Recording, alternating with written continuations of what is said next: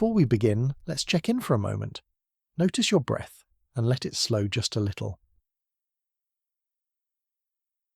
Allow yourself to settle into a comfortable position. This is Sleepy Side Stories, and tonight we'll explore one of the most mysterious abduction cases ever recorded, the story of Travis Walton, a young man from Snowflake, Arizona, whose disappearance in 1975 has never been fully explained. If you're new to Sleepy Side Stories, welcome. If you've been with us before, thank you for returning. Consider subscribing if these stories help you drift off to sleep. Your support helps us continue bringing you these carefully researched tales from the edges of the known world. Tonight's story begins on a cold November evening in the mountains of Arizona, where 7 men were finishing their workday in the vast Apache Sitgreaves National Forest. By the time the sun set that day, one of them would vanish without a trace, sparking one of the most enduring mysteries in American UFO history. The Travis Walton case, as it came to be known, would challenge everything we think we understand about reality, memory, and the nature of truth itself. What makes the Walton case so compelling isn't just the dramatic nature of the alleged abduction, but the sheer number of witnesses involved. This wasn't a solitary experience reported by one person. 6 grown men, seasoned loggers who knew these forests like their own backyards, all claimed to have witnessed the same impossible event. They saw their friend and co-worker struck down by a beam of light from a craft that defied explanation. They watched him collapse and disappear into the darkness. And then, for 5 agonizing days, they faced accusations of murder while Travis Walton remained missing. The date was November 5th, 1975, and America was in a peculiar state of mind regarding unidentified flying objects. The official government investigations had recently ended with Project Blue Book's closure in 1969, leaving the public with more questions than answers. Television and movies were beginning to explore extraterrestrial themes in ways that seemed both fantastical and oddly plausible. The cultural soil was fertile for stories of contact with beings from beyond our world, yet the Walton case arrived with a level of detail and corroboration that set it apart from typical UFO reports. Snowflake, Arizona, where Travis Walton lived, was the kind of place where everyone knew everyone else's business. Founded by Mormon pioneers in the 1870s, it remained a tight-knit community where reputation mattered and tall tales were quickly exposed. The men involved in this story weren't outsiders or drifters seeking attention. They were local loggers with families, mortgages, and roots that ran deep in the red dirt of northern Arizona. When they claimed to have seen something extraordinary in the forest that night, they weren't just risking their credibility with strangers. They were putting their entire lives, their relationships with neighbors, friends, and family members, on the line. Travis Walton himself was 22 years old at the time, a young man who had grown up in these mountains and forests. He was known as someone who kept to himself, a hard worker who preferred the solitude of the wilderness to the social complexities of town life. Those who knew him described him as honest but reserved, not the type of person who craved attention or invented stories for entertainment. His sudden disappearance on that November evening would transform him from a quiet logger into one of the most famous alleged abductees in history. The story that emerged from that night in the forest would be told and retold countless times over the decades that followed. It would inspire books, movies, documentaries, and endless debates between believers and skeptics. But at its heart, it remains the story of 7 men who claim to have witnessed something that challenged the very foundations of what we accept as possible in our ordered, rational world. What happened in the Apache Sitgreaves National Forest on November 5th, 1975, continues to divide opinion nearly 50 years later. Some see it as compelling evidence of extraterrestrial visitation, a close encounter that was witnessed by multiple credible observers and documented with unusual thoroughness. Others view it as an elaborate hoax, a story concocted for fame and profit, or perhaps the result of mass hysteria and misidentification of conventional phenomena. The truth, as it often does in cases that touch the boundaries of human experience, remains elusive. What we do know is that the events of that November evening changed the lives of everyone involved in profound and lasting ways. The 6 witnesses found themselves thrust into an unwanted spotlight, their credibility questioned and their reputations challenged. Travis Walton became a reluctant celebrity, spending decades defending an experience that he insists really happened, regardless of what others might think. As we explore this story together tonight, we'll journey through the dense forests of northern Arizona, into the small communities where rumors traveled faster than news, and into the complex landscape of belief and skepticism that defines how we process claims of the extraordinary. We'll examine the evidence, consider the alternatives, and try to understand what really might have happened during those 5 mysterious days when Travis Walton was gone. The forest where this story unfolds is a place of ancient beauty and modern mystery. The Apache Sitgreaves National Forest stretches across nearly 2 million acres of mountainous terrain in Arizona and New Mexico. It's a landscape of towering ponderosa pines, hidden meadows, and deep canyons where the silence can be so complete that it seems to press against your ears. In 1975, it was even more remote than it is today, with fewer roads, fewer visitors, and vast stretches of wilderness where a person could walk for days without encountering another human being. This was the workplace of the logging crew that would become forever linked with one of America's most famous UFO cases. They knew these mountains intimately, understood their moods and seasons, recognized the normal patterns of light and shadow that played among the trees. When they reported seeing something that didn't belong in this familiar landscape, something that violated the natural order they understood so well, their testimony carried the weight of expertise earned through years of intimate connection with this place. The cultural context of the mid-1970s also shaped how this story was received and understood. America was in the midst of what some researchers call the modern UFO era, a period that began in the late 1940s and reached new heights of public interest in the 1970s.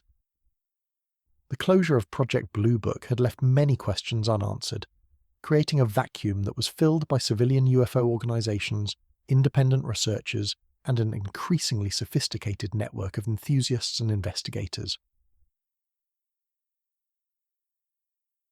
At the same time, popular culture was beginning to take extraterrestrial themes more seriously. Steven Spielberg's Close Encounters of the Third Kind wouldn't be released until 1977, but the cultural imagination was already primed for stories of contact with otherworldly intelligence. The Walton case arrived at a moment when the American public was ready to consider the possibility that we might not be alone in the universe, but was still skeptical enough to demand evidence and question extraordinary claims. The logging industry itself provided a unique cultural backdrop for these events. Logging crews in the 1970s were typically composed of men who prized self-reliance, physical toughness, and straightforward communication. They were not, as a group, given to flights of fancy or elaborate storytelling. The fact that 6 such men would risk their reputations and livelihoods to support what many viewed as an impossible story added an unusual dimension to the Walton case. As we prepare to delve deeper into this mysterious story, it's worth remembering that every extraordinary claim, every alleged encounter with the unknown, begins with ordinary people living ordinary lives. Travis Walton and his crew were not seeking fame or adventure when they went to work in the forest that November morning. They were simply doing their jobs, following routines that had become as familiar as breathing, expecting nothing more unusual than another day's work among the pines. By evening, one of them would be gone, and the others would be faced with an impossible choice: tell a story that sounded unbelievable, or remain silent about something they claimed to have witnessed with their own eyes. The choice they made would echo through decades, creating ripples that continue to spread through the UFO research community, popular culture, and the quiet mountain towns of northern Arizona. Tonight, as you drift towards sleep, we'll follow the threads of this mystery together, examining the evidence, considering the possibilities, and perhaps coming to understand why some stories, true or false, have the power to capture our imagination and refuse to let go. The Travis Walton case is one such story, a tale that speaks to our deepest fears and highest hopes about what might be waiting for us in the darkness between the stars. To understand the Travis Walton case and why it resonated so powerfully with the American public, we need to step back and examine the world of 1975 Arizona, a place where ancient landscapes met modern uncertainties, and where small communities still operated according to rhythms that had changed little since the frontier days. Northern Arizona in the mid-1970s existed in a unique space between old and new America. The region had been carved out by Mormon pioneers a century earlier, men and women who had traveled hundreds of miles through hostile territory to establish communities in some of the most remote and challenging terrain on the continent. Their descendants still lived according to many of the same principles that had guided those early settlers: self-reliance, community cooperation, skepticism of outsiders, and a deep respect for the harsh but beautiful landscape that surrounded them. Snowflake itself was named after its two founding fathers, Erastus Snow and William Jordan Flake, both prominent figures in the early Mormon settlement of Arizona Territory. The town they established in 1878 remained nearly a century later a place where family names carried weight, where reputation was built over generations, and where everyone knew not just their neighbours, but their neighbours' parents and grandparents as well. This was not the kind of community where elaborate hoaxes could easily take root and flourish undetected. The landscape itself shaped the character of the people who chose to make their lives there. The high country of the Colorado Plateau, with its endless forests of ponderosa pine and Douglas fir, its hidden meadows and sudden drop-offs into painted desert canyons, demanded respect from anyone who ventured into its depths. Men who worked in these forests learned to read subtle signs, to notice changes in weather patterns, animal behavior, and the quality of light that could mean the difference between safety and disaster. Logging in the 1970s remained a physically demanding and potentially dangerous profession. The crews who worked the Apache Sitgreaves National Forest were typically composed of local men who had grown up among these trees, who understood the rhythms of seasonal work, and who took pride in their ability to work efficiently in conditions that would challenge less experienced workers. These were not men given to flights of fancy or easily spooked by unusual sights and sounds in the wilderness they knew so intimately. The broader cultural context of 1975, America also played a crucial role in how the Walton case was received and interpreted. The United States was still processing the cultural upheavals of the 1960s, still coming to terms with the end of the Vietnam War, still grappling with questions about government credibility in the aftermath of Watergate. Trust in official institutions was at a low ebb, and many Americans were more willing than they might have been in earlier decades to consider the possibility that their government might not be telling them the whole truth about any number of subjects, including UFOs. The official government investigation of UFO reports had effectively ended in December 1969, with the closure of Project Blue Book, the Air Force program that had collected and analysed UFO reports for nearly 2 decades. The final Blue Book report concluded that UFOs posed no threat to national security, and that there was no evidence they represented advanced technology beyond human understanding. However, this official conclusion satisfied neither believers nor skeptics entirely, and it left a void that was quickly filled by civilian investigators and organizations.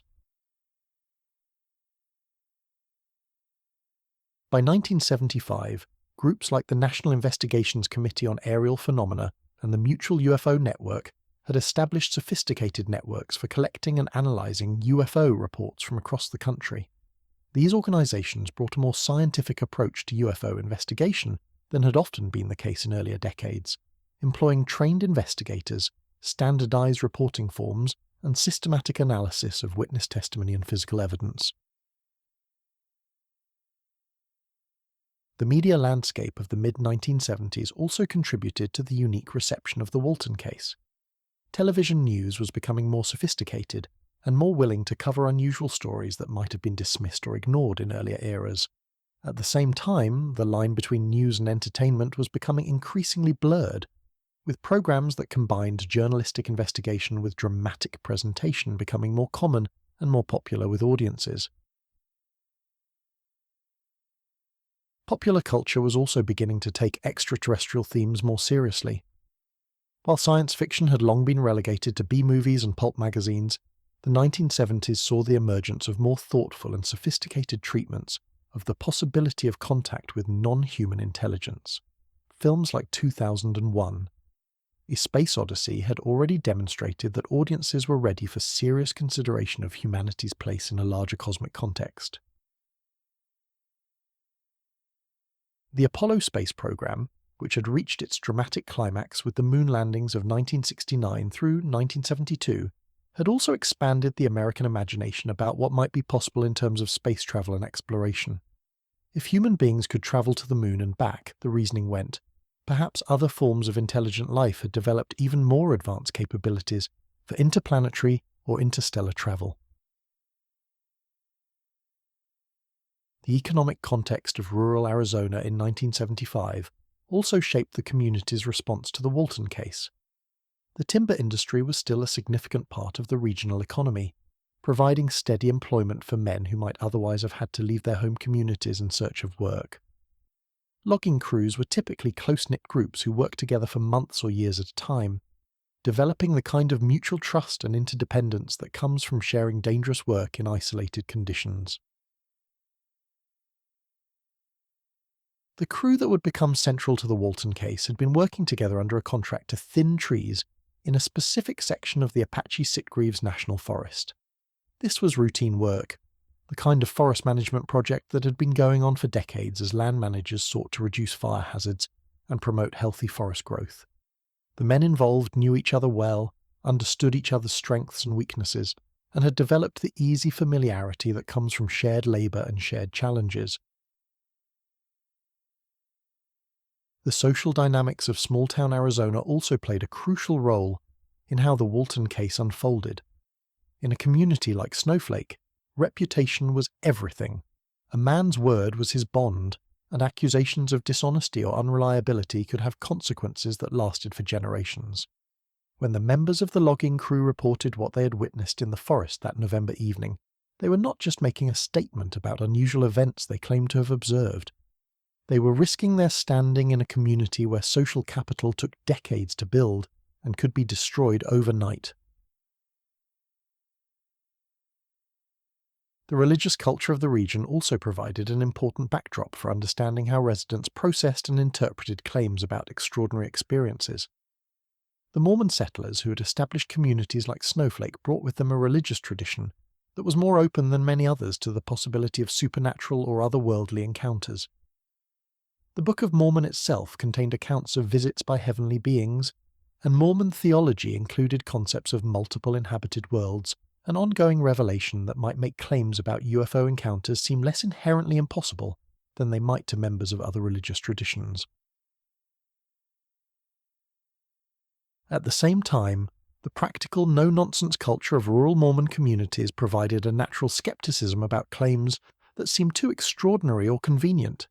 The same religious tradition that allowed for the possibility of otherworldly encounters also emphasized the importance of personal revelation, careful consideration of evidence, and the testing of claims against practical experience and common sense. The law enforcement culture of the region in 1975 also influenced how the Walton case was investigated and reported. Rural sheriffs and their deputies were typically local men who knew their communities intimately, but who also had limited resources for investigating unusual or complex cases. When faced with claims about UFO encounters and alien abductions, they were forced to rely on conventional investigative techniques applied to decidedly unconventional circumstances. The scientific and academic communities of the time were also ill-equipped to deal with cases like the Walton incident. While individual researchers and institutions had shown interest in UFO reports, there was no established protocol for investigating alleged abduction cases, no standard procedures for evaluating witness testimony about extraordinary events, and no consensus about what kinds of evidence might be considered credible in such circumstances. The technological context of 1975 also shaped how the case was documented and investigated. This was an era before personal computers, digital photography, or sophisticated recording equipment were widely available. investigators had to rely on written notes, film cameras, and analog recording devices that were often expensive and difficult to operate. The absence of modern communication technology also meant that news of the incident spread more slowly and through more traditional channels than might be the case today. The psychological understanding of trauma and memory in 1975 was also quite different from what we know today. The concept of post-traumatic stress disorder had only recently been formally recognized, and there was limited understanding of how extreme stress might affect memory formation and recall. This meant that investigators and the public had fewer tools for understanding how witnesses might be affected by traumatic experiences and how their testimony might be influenced by psychological factors beyond their conscious control. As we prepare to meet Travis Walton and the men who worked alongside him in the forest, it's important to understand that they were products of this particular time and place. They were men shaped by the physical demands of their work, the social expectations of their community, and the cultural currents of an America that was beginning to question many of its most fundamental assumptions about reality, authority, and the nature of truth itself. The stage was set, in other words, for a story that would challenge not just the individuals directly involved, but the broader community's understanding of what was possible, what was believable, and what kinds of experiences might lie at the very edges of human understanding. When that story finally emerged from the forests of northern Arizona, it would find an audience that was both skeptical and curious, both rooted in traditional values and open to new possibilities, both practical and willing to consider that the universe might be far stranger and more wonderful than anyone had previously imagined. On the morning of November the 5th, 1975, 7 men gathered in the pre-dawn darkness of Snowflake, Arizona, preparing for another day of work in the Apache Sitgreaves National Forest. They were an unremarkable group in many ways, bound together by the practical necessities of their trade and the easy familiarity that develops among men who have shared the challenges and satisfactions of difficult work in beautiful but unforgiving country. Travis Walton was 22 years old that morning, a lean young man with dark hair and the kind of quiet intensity that often marked those who were most comfortable in the solitude of the wilderness. He had grown up in the small communities of northern Arizona, spending his childhood exploring the forests and canyons that surrounded his home, learning to read the subtle signs of weather and season that could determine whether a day in the mountains would be pleasant or perilous. Those who knew Travis described him as a serious young man, someone who took his work seriously and kept his own counsel about most things. He was not known as a storyteller or someone who craved attention. Instead, he was regarded as reliable, hard-working, and perhaps a bit solitary by nature. He seemed to find in the forest work a perfect match for his temperament, a job that allowed him to spend his days among the towering pines and hidden meadows that had captured his imagination as a child. The crew leader that morning was Mike Rogers, a man in his late 20s who had known Travis since they were both boys. Rogers had grown up in the same small community, attended the same schools, and shared many of the same formative experiences that shaped young men in rural Arizona.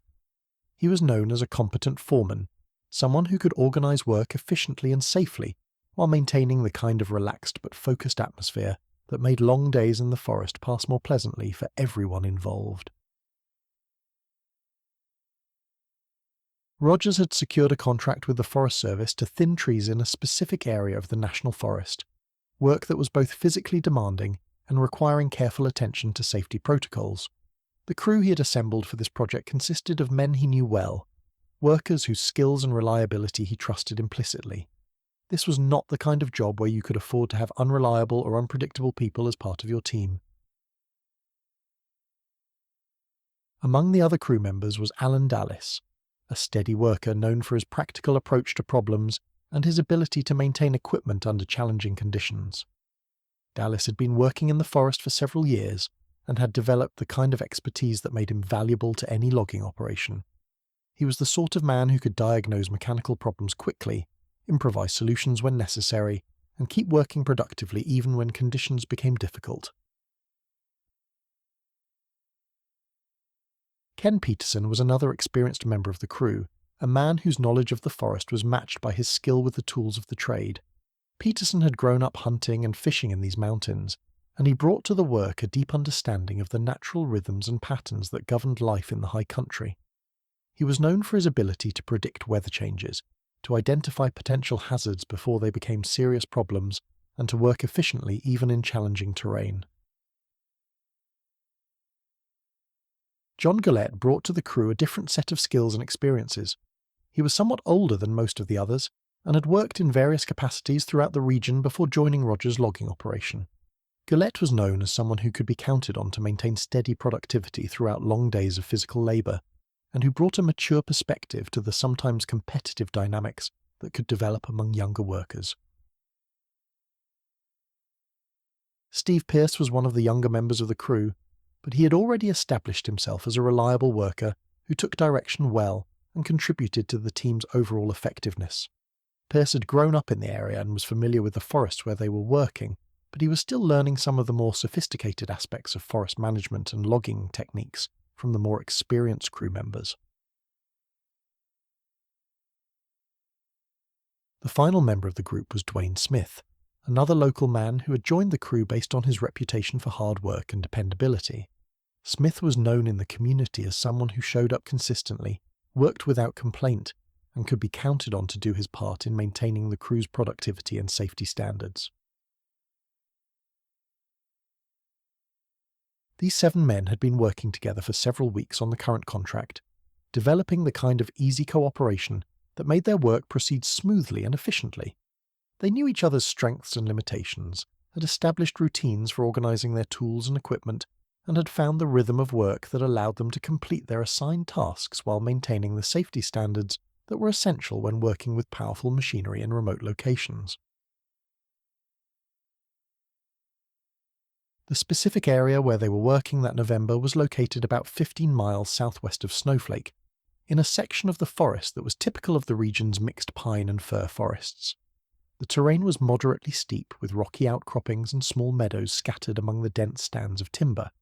It was country that was familiar to all of them, similar to dozens of other locations where they had worked over the years, offering no particular challenges or unusual characteristics that might have prepared them for what they would encounter that evening. Their work involved selective thinning, the careful removal of smaller trees to promote the healthy growth of the larger specimens that would eventually provide the high-quality timber that was the ultimate goal of forest management in the region.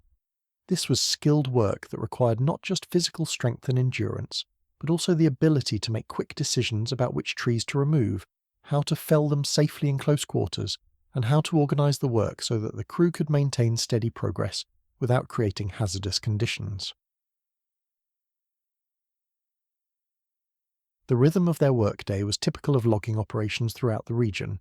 They would arrive at the worksite before dawn, spending the first hour or so organising their equipment, checking their tools and planning the day's work based on weather conditions and the specific characteristics of the trees they would be working with. The actual cutting would begin as soon as there was enough light to work safely, and would continue with brief breaks for meals and equipment maintenance until the afternoon light began to fade. On this particular day, the work had proceeded normally through the morning and into the afternoon. The weather was cool but clear, with the kind of crisp autumn air that made physical work pleasant rather than grueling. The trees they were working with were healthy specimens, mostly ponderosa pine and Douglas fir, and they were making good progress toward completing their assigned section of the thinning project. As the afternoon wore on, the crew began to prepare for the end of the workday with the same methodical approach they brought to all their tasks. Tools were cleaned and secured, equipment was checked and organised for the next day's work, and the work site was left in the kind of orderly condition that reflected their professional approach to forest management. This attention to detail was not just a matter of pride, but also a practical necessity in work that could be dangerous if proper procedures were not followed consistently. The camaraderie among the crew members was typical of men who had worked together successfully over an extended period. They had developed the kind of easy banter and mutual teasing that indicated genuine respect and friendship, but they also maintained the focus and seriousness that their work demanded. These were men who understood that their individual safety and the success of their overall operation depended on each person doing his job competently and reliably. Travis Walton's role in the crew was that of a skilled worker who could be counted on to handle his assignments efficiently and safely. He was not the most talkative member of the group, but his quiet competence had earned the respect of his co-workers. They knew that he could be relied upon to complete whatever tasks were assigned to him, and that he would speak up if he noticed potential problems or safety hazards that others might have overlooked. The truck that transported the crew to and from the worksite each day was a well-maintained vehicle that reflected Mike Rogers' attention to the practical details that made their operation successful. It was equipped with the tools and safety equipment necessary for their work, and it provided reliable transportation over the rough forest roads that connected their work sites with the main highways leading back to Snowflake and the surrounding communities. As the sun began to set on November 5, 1975, the crew prepared to make the journey back to town with the satisfaction that comes from completing another productive day of work. They had made good progress on their current project, the equipment was functioning properly, and the weather forecast suggested that they would be able to continue working efficiently for the remainder of the week. The forest road they would travel that evening was familiar to all of them, a winding route through dense stands of timber that eventually connected with the main highway system. It was the kind of road that required careful attention, especially in the fading light of evening, but it posed no particular challenges for experienced drivers who knew the route well. None of them had any reason to expect that this particular evening would be different from the dozens of other trips they had made between their worksite and home. The day had been routine in every respect, marked by the kind of steady productivity and easy cooperation that characterized their work together. They were tired but satisfied, looking forward to the simple pleasures of a good meal and a night's rest before returning to the forest the following morning. The conversations in the truck as they began their journey home were typical of working men at the end of a long day. Observations about the work they had completed, plans for the following day, comments about equipment that might need attention, and the easy jokes and stories that helped pass the time on the drive back to civilization. As they travelled deeper into the forest, following the winding road through increasingly dense stands of timber, the familiar landscape took on the particular beauty that comes with the approach of sunset in high mountain country. The long shadows of evening were beginning to stretch across the forest floor, and the quality of light was changing from the harsh brightness of midday to the softer, more golden illumination that photographers and artists have long recognized as one of the most beautiful times of day in wilderness settings.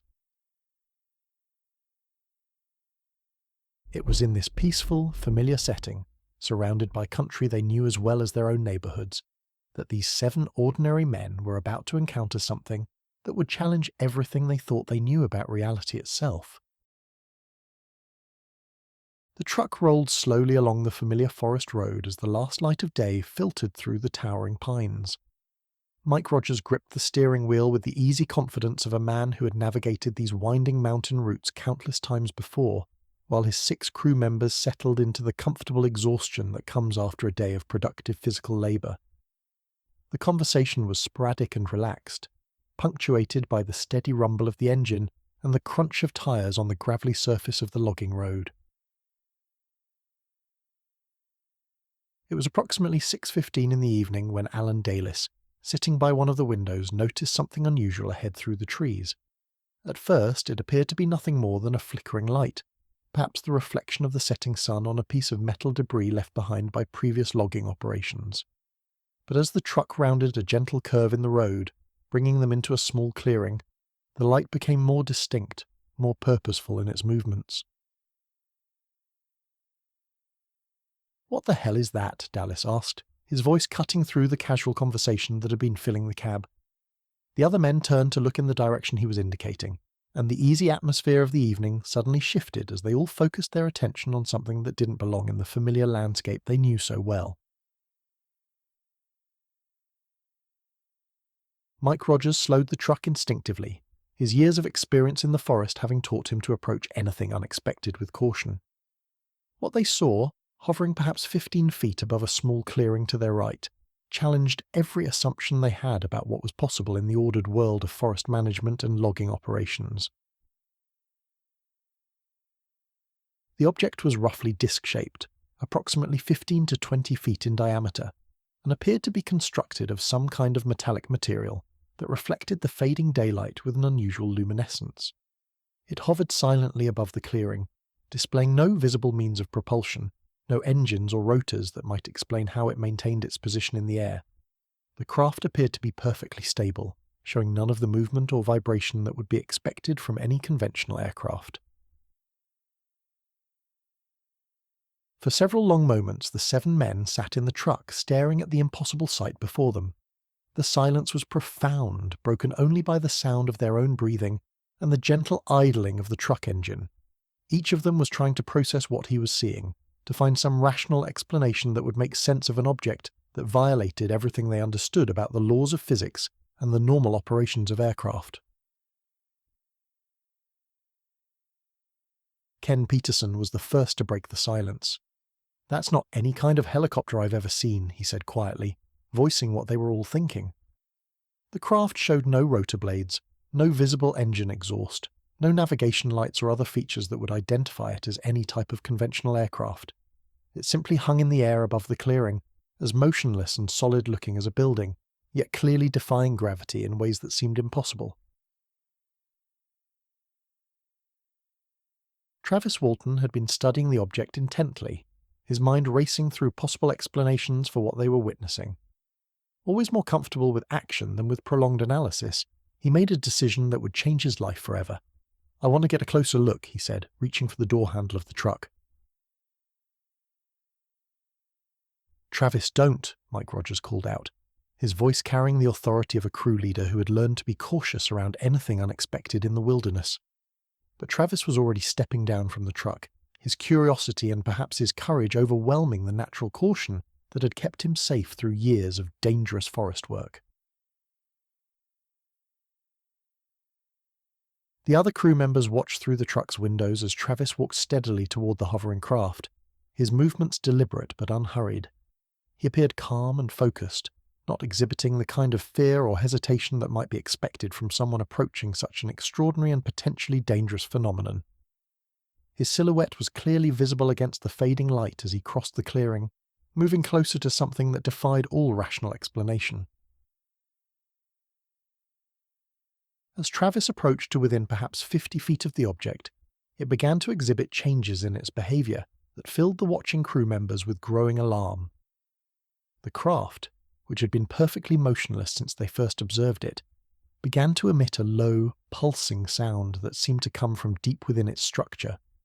The metallic surface began to glow more brightly, taking on an almost luminous quality that made it clearly visible even as the natural light continued to fade. John Gillette later described the sound as unlike anything he had ever heard before, a deep thrumming that seemed to vibrate through the ground and into the truck where they sat watching. It was not the familiar sound of any engine or machinery they recognized, but something entirely alien to their experience of mechanical sounds and operations. Travis continued his approach despite the changes in the craft's behavior, apparently fascinated by what he was witnessing, and determined to get close enough to observe its details more clearly. The crew members in the truck called out to him, urging him to return to the vehicle, but he either didn't hear their warnings or chose to ignore them in his determination to investigate the extraordinary object. When Travis was approximately 20 feet from the craft, something happened that transformed the encounter from merely unusual to genuinely terrifying. A beam of blue-white light suddenly emanated from the bottom of the object, striking Travis in the chest and upper torso with an intensity that was visible even in the truck. The light appeared to be solid, almost like a column of energy that connected the craft with the young logger. The effect on Travis was immediate and dramatic. He was lifted slightly off the ground and thrown backward through the air, landing heavily on the forest floor and lying motionless in a position that suggested he had been rendered unconscious or worse by whatever force had struck him. The blue light disappeared as suddenly as it had appeared, leaving Travis lying still in the gathering darkness. The reaction among the crew members in the truck was immediate panic.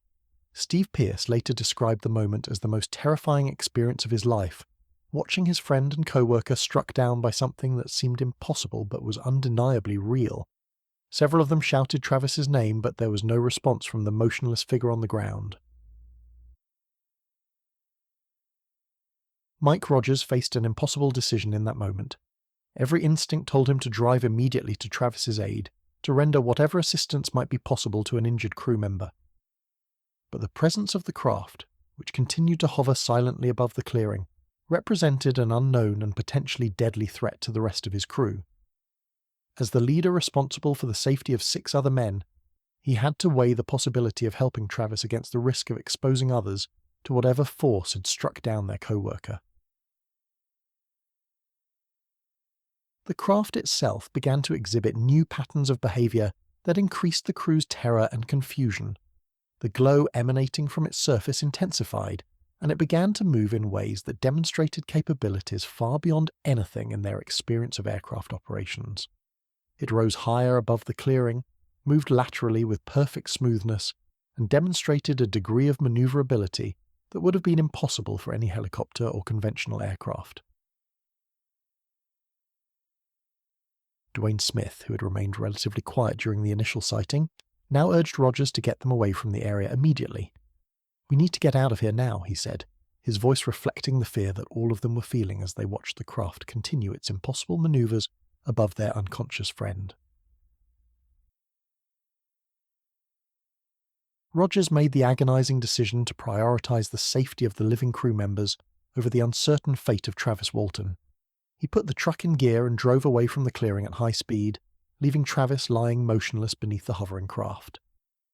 The decision would haunt all of them for the rest of their lives, but in that moment it seemed like the only responsible choice available to a man charged with protecting the lives of 6 other people. As they sped along the winding forest road, the crew members looked back toward the clearing, hoping to see some sign that the craft had departed and that Travis might be getting to his feet. But the glow from the object was still visible through the trees, and there was no sign of movement from the area where their friend had fallen. The drive back toward the main highway was conducted in tense silence, each man processing what he had witnessed and struggling to understand what they should do next. They had left behind a friend and co-worker in circumstances that seemed to belong more to the realm of science fiction than to the practical world of forest management and logging operations. After several minutes of driving, the guilt and uncertainty became too much for Mike Rogers to bear. Despite the risks, he made another difficult decision. They would return to the clearing to search for Travis and to determine what, if anything, could be done to help him. The crew agreed unanimously, their loyalty to their friend overcoming their fear of the unknown forces they had witnessed. When they returned to the area, however, they found a scene that was both better and worse than what they had left behind. The craft was gone, having disappeared as silently and mysteriously as it had first appeared. But Travis Walton was also gone. The clearing where he had fallen was empty, showing no trace of the young logger who had been struck down by the beam of light just minutes before. The crew members climbed down from the truck and searched the immediate area, calling Travis's name and looking for any signs of where he might have gone. The forest was eerily quiet, with none of the normal sounds of wildlife that would typically be heard at that time of evening. Their flashlights revealed no footprints, no blood, no clothing, no evidence that Travis had ever been in the clearing at all. As the reality of the situation began to sink in, the 6 remaining crew members faced the horrifying possibility that their friend had been taken by whatever intelligence had operated the craft they had witnessed. They were confronted with the choice between reporting an incident that sounded impossible and remaining silent about events that might have resulted in the death or disappearance of a man they had worked alongside and considered a friend. The drive back to Snowflake that night was the longest journey any of them had ever taken. They knew that their lives were about to change in ways they could not predict or control, and that the simple, orderly world of logging and forest management had been shattered by an encounter with forces that challenged everything they thought they understood about reality itself. The drive back to Snowflake that November evening stretched endlessly through the darkness, Each mile travelled in the heavy silence of men grappling with the impossible. Mike Rogers gripped the steering wheel with hands that trembled slightly, while his 5 remaining crew members sat lost in their own thoughts, each replaying the events in the clearing, each hoping that somehow they had misunderstood what they had witnessed. The familiar landmarks along the route home seemed transformed by the weight of what they carried with them. The same forest roads they had travelled countless times before now felt alien and threatening, as if the very landscape had been altered by their encounter, with something that belonged to no earthly experience they could comprehend. The darkness beyond their headlights seemed deeper somehow, pregnant with possibilities that none of them wanted to consider. As they approached the outskirts of Snowflake, the reality of their situation began to crystallize with uncomfortable clarity. They would have to report Travis Walton's disappearance to the authorities. They would have to explain how a healthy young man had simply vanished from a forest clearing, and they would have to tell a story that sounded like the product of overactive imaginations or deliberate deception, even though they knew with absolute certainty that every impossible detail was true. Mike Rogers made the decision to drive first to the Navajo County Sheriff's Office, knowing that any delay in reporting Travis's disappearance would only make their story more suspect and reduce whatever chances might exist for finding their missing friend. The sheriff's office was located in Holbrook, about 30 miles from Snowflake, and the drive gave them additional time to struggle with the question of how to present their account in a way that might be believed. The 6 men discussed their options as they drove through the night toward Holbrook. They could tell the complete truth about what they had witnessed, knowing that they would likely be dismissed as either delusional or engaged in an elaborate hoax. They could craft a more conventional story about Travis becoming separated from the group, omitting the details about the craft and the beam of light. Or they could remain silent and hope that Travis would return on his own, though none of them believed that was likely given what they had seen. In the end, they chose to tell the truth, however unbelievable it might sound. Their loyalty to Travis Walton and their commitment to helping authorities conduct the most effective possible search for him outweighed their concerns about their own credibility. If there was any chance that an honest account of the events might help locate their missing friend, they were willing to risk the consequences of being dismissed as unreliable witnesses. The Navajo County Sheriff's Office was a modest building that served the law enforcement needs of a rural county where serious crimes were relatively rare and missing persons cases typically involved hunters or hikers who had become lost in the vast wilderness areas. Deputy Chuck Ellison was working the night shift when the 6 loggers arrived, and his initial reaction to their story was exactly what they had feared: polite skepticism mixed with concern about possible foul play. Deputy Ellison listened to their account with the practiced patience of a law enforcement officer who had heard his share of unusual stories over the years. He took careful notes as Mike Rogers described the sighting of the craft, Travis's approach to the object, the beam of light that had struck him down, and their discovery that both the craft and Travis had vanished when they returned to search for him. The deputy's training and experience suggested several possibilities, none of which involved extraterrestrial intervention. The most likely explanations from a law enforcement perspective were that the crew had been involved in some kind of accident or altercation that had resulted in Travis's death, and that they had concocted the UFO story to cover up their involvement. Alternatively, the entire group might be participating in an elaborate hoax designed to gain attention or financial benefit. Despite his skepticism about the UFO aspects of their story, Deputy Ellison recognized the urgency of organizing a search for the missing man. If Travis Walton was indeed lost somewhere in the forest, time was critical. The November nights in northern Arizona could be brutally cold, and a man without proper shelter or clothing might not survive until morning. The deputy immediately began the process of organizing a search and rescue operation while continuing to question the crew members about the details of their account. Word of Travis Walton's disappearance spread quickly through the small communities of northern Arizona. Snowflake was the kind of place where everyone knew everyone else's business, and the news that a local man had gone missing under mysterious circumstances travelled through informal networks of friends, neighbours, and family members with remarkable speed. By the following morning, the basic facts of the case were known throughout the region, though the details about UFOs and alien abduction were initially shared only in whispered conversations. Sheriff Marlin Gillespie arrived at his office early the next morning to find that the Travis Walton case had already become the most complex and challenging investigation his department had handled in years. The sheriff was an experienced law enforcement officer who had dealt with missing persons cases before, but none had involved such extraordinary claims from multiple witnesses who all seemed sober, rational, and genuinely distressed about their friend's disappearance. The initial phase of the investigation focused on the practical aspects of the search, while the more unusual elements of the crew's story were set aside for later consideration. Sheriff Gillespie organised search teams composed of local volunteers, Forest Service personnel, and law enforcement officers to comb the area where Travis had allegedly disappeared. The search area was vast, encompassing thousands of acres of dense forest, rocky terrain, and hidden valleys where a missing person might be concealed from aerial observation. The search efforts were complicated by the contradictory nature of the physical evidence at the scene.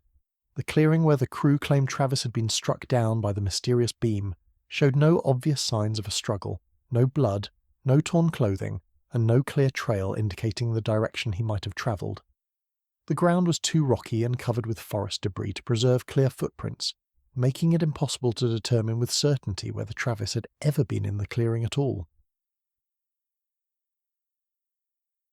As the search expanded and intensified, the crew members found themselves subjected to increasingly aggressive questioning by law enforcement officers who suspected that their UFO story was a fabrication designed to conceal evidence of a crime.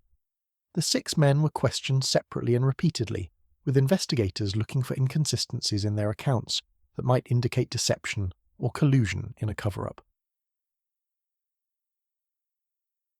Alan Dalis, who had been the first to spot the unusual light in the forest, found himself under particular scrutiny as investigators attempted to determine whether his account of the sighting could be trusted.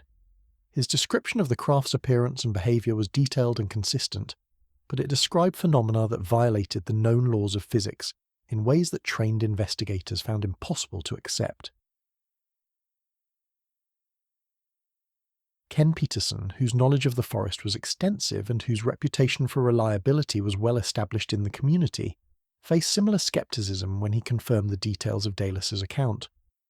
Investigators pressed him to admit that the crew might have misidentified conventional aircraft or natural phenomena, but Peterson insisted that what they had seen was unlike anything in his considerable experience with aircraft, weather patterns, or other natural occurrences.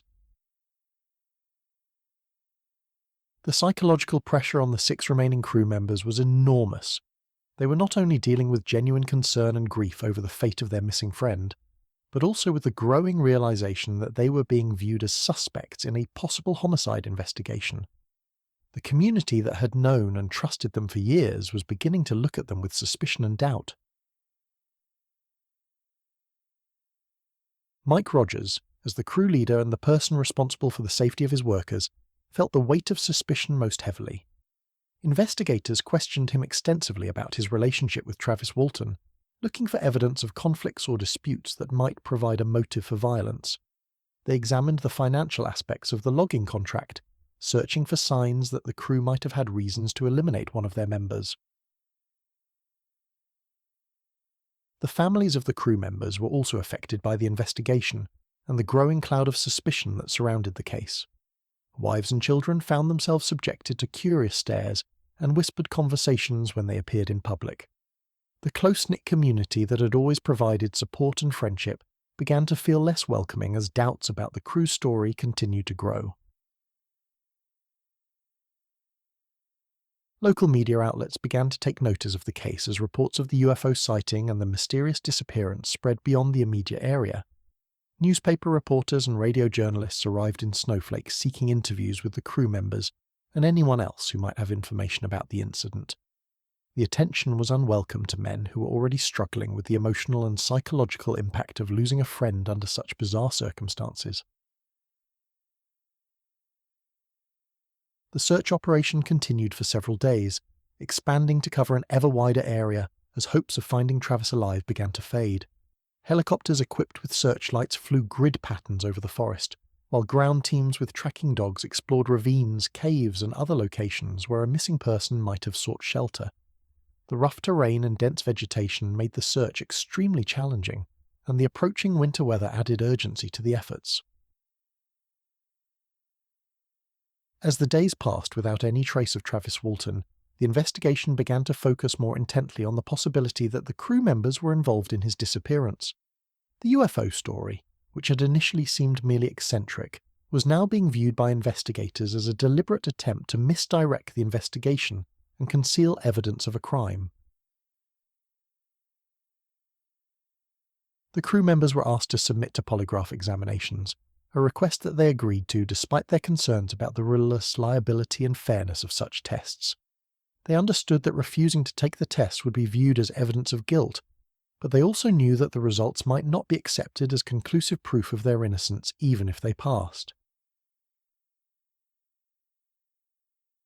The polygraph examinations were conducted by an experienced examiner who had worked with law enforcement agencies throughout the region.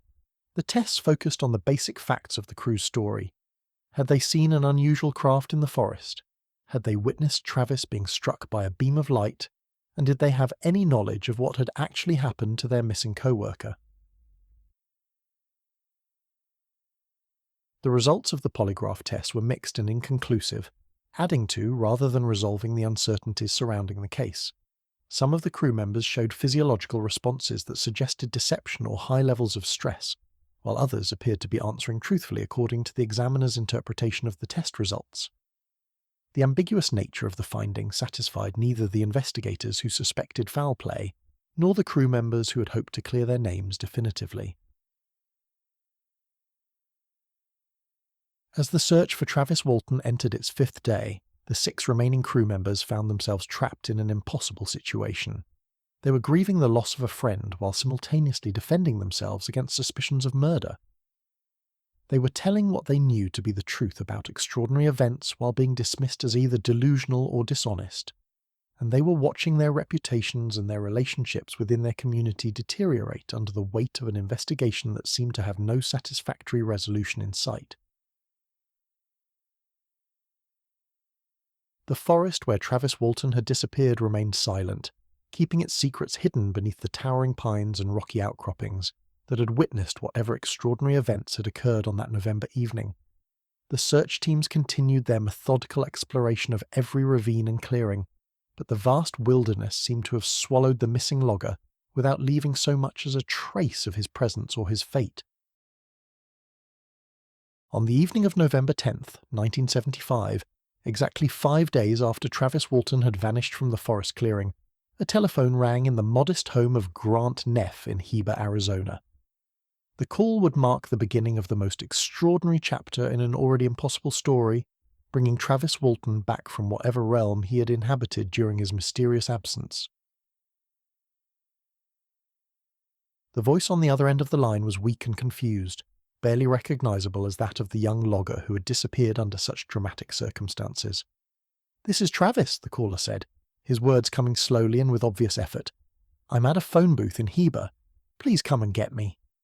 The connection was poor, filled with static that made conversation difficult, but the desperation in the voice was unmistakable. Grant Neff was Travis's brother-in-law, married to Travis's sister Dwayne, and he had been among those most actively involved in the search efforts that had consumed the community for the past 5 days. Like everyone else who knew Travis, Neff had been torn between hope that his missing relative might somehow be found alive, and growing fear that the young man had met with some terrible fate in the vast wilderness of the Apache Sitgreaves National Forest. The phone booth from which Travis was calling was located at a Texaco gas station on the outskirts of Heber, a small community about 10 miles from the site where he had disappeared. The choice of location seemed significant to those who would later analyze the events. Heber was close enough to the original incident site to suggest that Travis had not traveled far during his absence, yet it was far enough away to indicate that something extraordinary had occurred during the 5 missing days.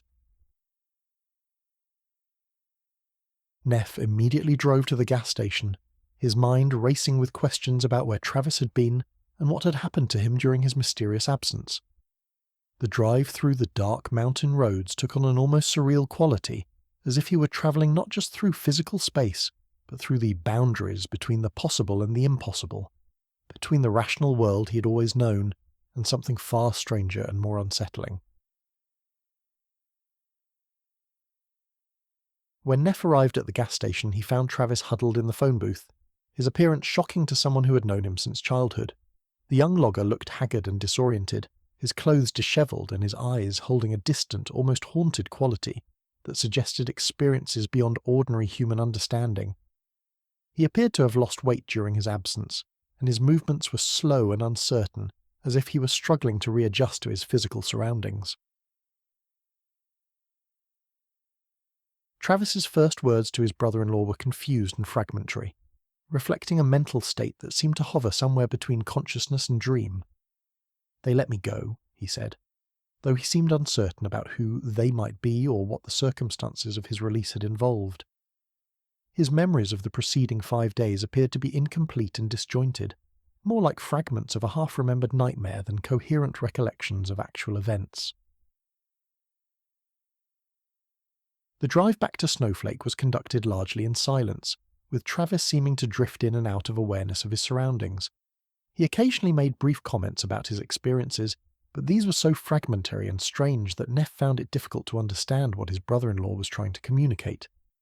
There were references to bright lights, strange rooms, and beings that didn't seem entirely human, but the details were vague and contradictory. Word of Travis Walton's return spread through the small communities of northern Arizona with the same remarkable speed that had characterized the news of his disappearance 5 days earlier. Within hours of his arrival back in Snowflake, friends, family members, and curious neighbors were gathering to hear first-hand accounts of where he had been and what had happened to him during his mysterious absence. The news also reached the law enforcement officers who had been investigating his disappearance, and they were faced with the unprecedented situation of having to question a missing person about his own case. Sheriff Marlin Gillespie and his deputies had been pursuing the investigation under the assumption that Travis Walton was either dead or the victim of foul play perpetrated by his own crew members. His sudden reappearance, alive but disoriented, forced them to reconsider all their previous assumptions about the case. The initial medical examination of Travis Walton was conducted by Dr. Candell, a physician in the nearby town of Show Low who had experience treating patients suffering from exposure, dehydration, and the various medical emergencies that could affect people who became lost in the wilderness. The doctor's findings were puzzling and contradicted what would be expected from someone who had spent 5 November days and nights in the Arizona mountains without shelter. Travis showed no signs of severe dehydration, despite having allegedly been without access to water for 5 days. His body temperature was normal, and he exhibited none of the symptoms of hypothermia that would be expected from prolonged exposure to the cold mountain nights of early November. Most surprisingly, he appeared to have lost only a moderate amount of weight, far less than would be typical for someone who had been without food for nearly a week. The physical examination also revealed some unusual findings that would become important elements in the ongoing debate about the nature of Travis's experiences. There was a small puncture mark on his arm that appeared to be fresh, though its origin was unclear. His pupils were dilated in a way that suggested possible drug influence, though no traces of known substances were found in preliminary tests. His overall physical condition was remarkably good for someone who had allegedly spent 5 days in harsh wilderness conditions. As Travis's mental clarity gradually improved over the hours following his return, he began to provide more detailed accounts of his experiences during the missing days.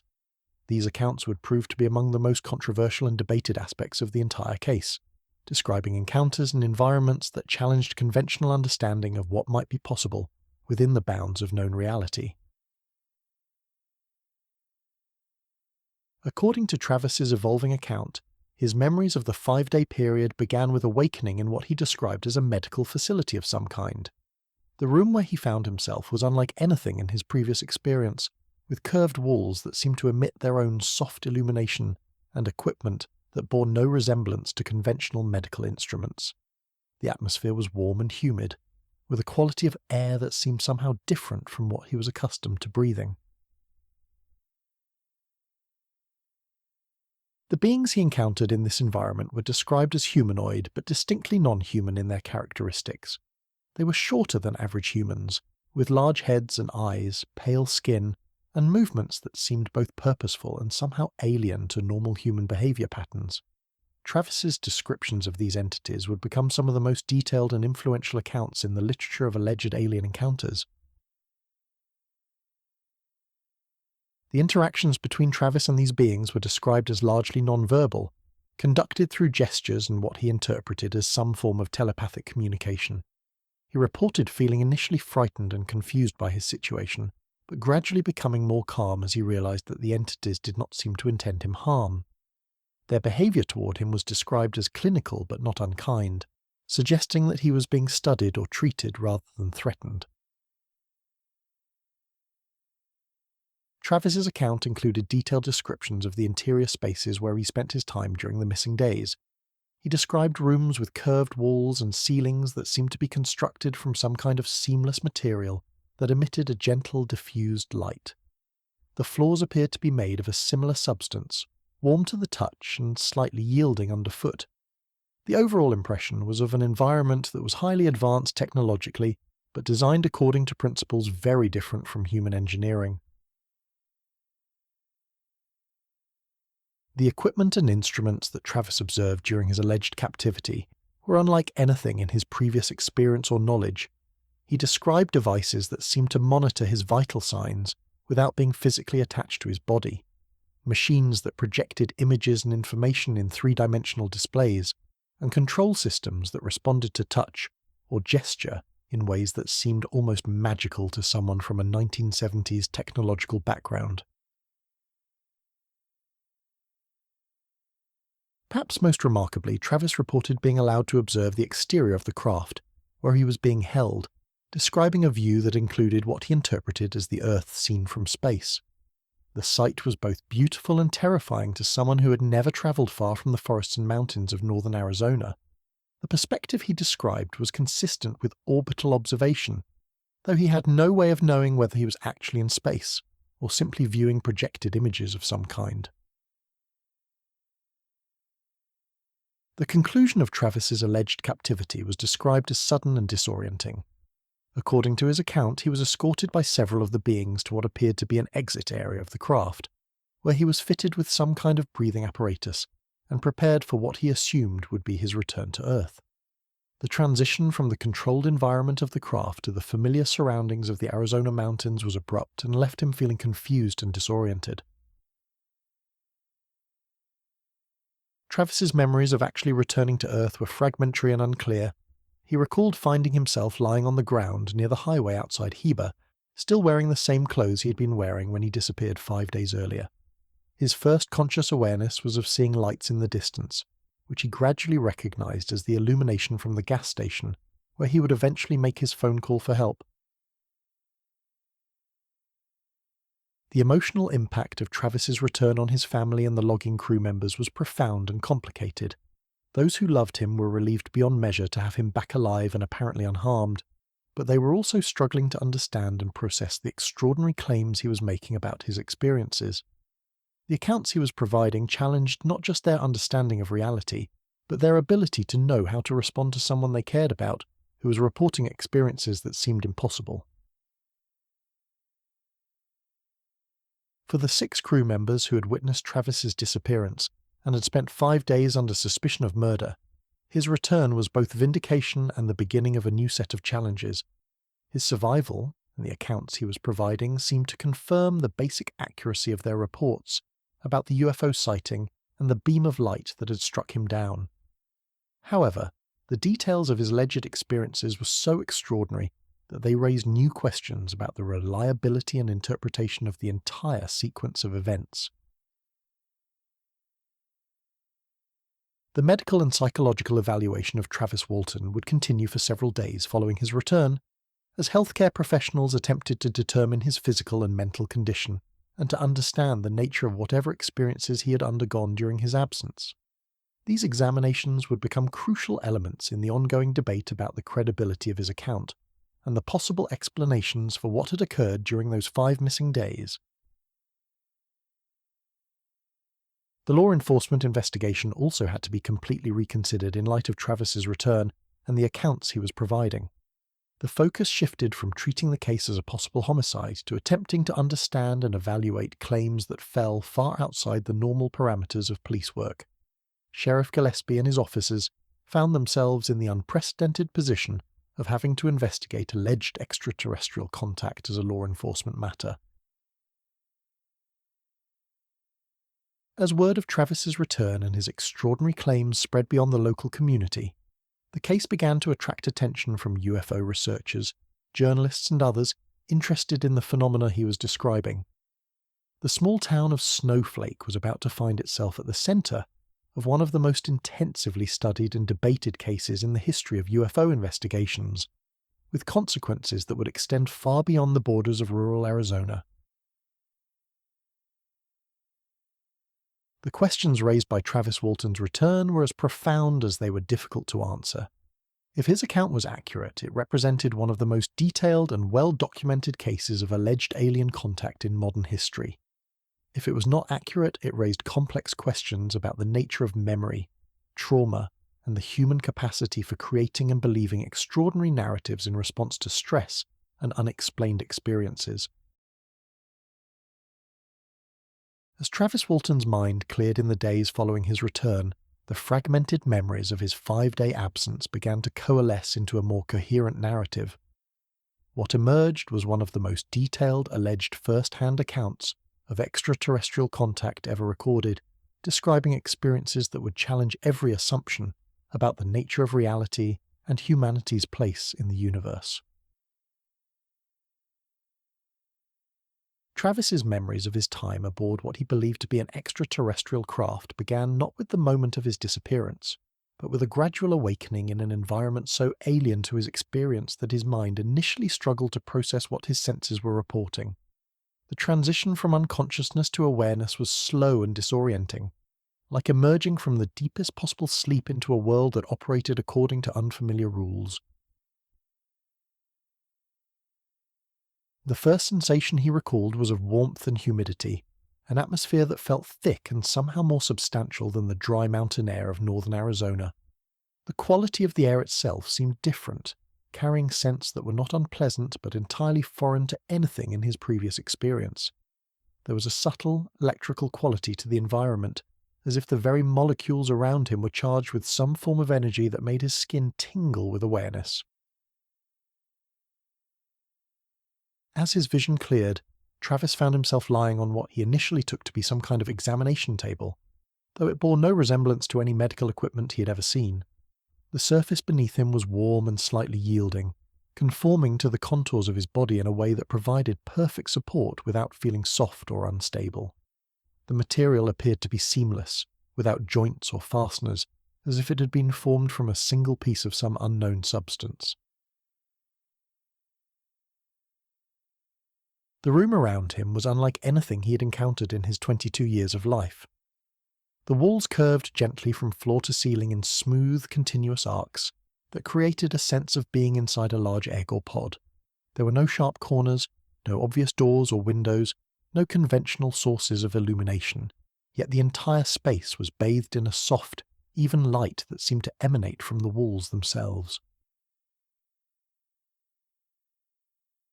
The lighting was perhaps the most remarkable aspect of his immediate environment. It was neither harsh nor dim, but perfectly calibrated to provide clear visibility without creating shadows or glare. The colour was warm and golden, similar to natural sunlight, but somehow more pure and consistent.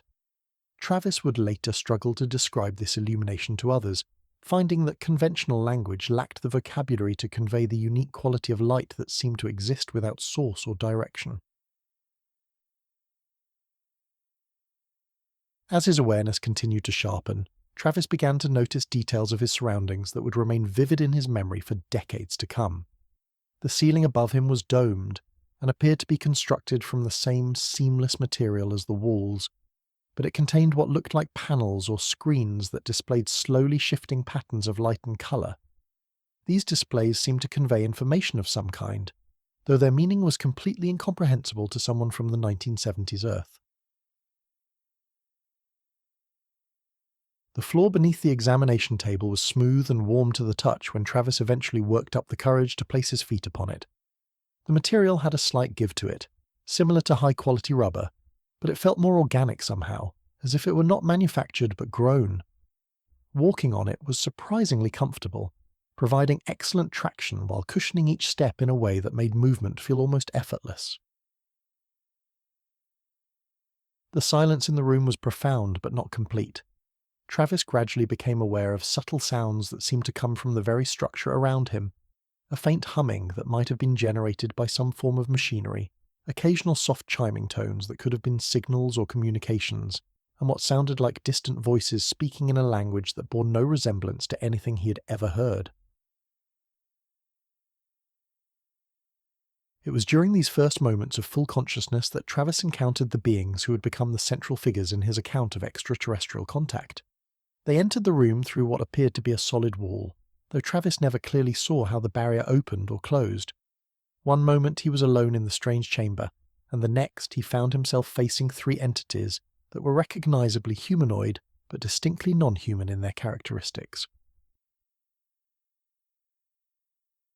The beings were shorter than average humans, standing perhaps 4.5 to 5 feet in height, with slender builds that suggested great fragility despite their purposeful movements. Their heads were proportionally larger than those of humans, with high, domed foreheads that gave them an appearance of great intelligence. Their skin was pale, almost translucent, with a smooth texture that seemed to glow faintly in the ambient light of the chamber. Most striking were their eyes, which dominated their faces and seemed to hold depths of knowledge and experience that Travis found both fascinating and unsettling.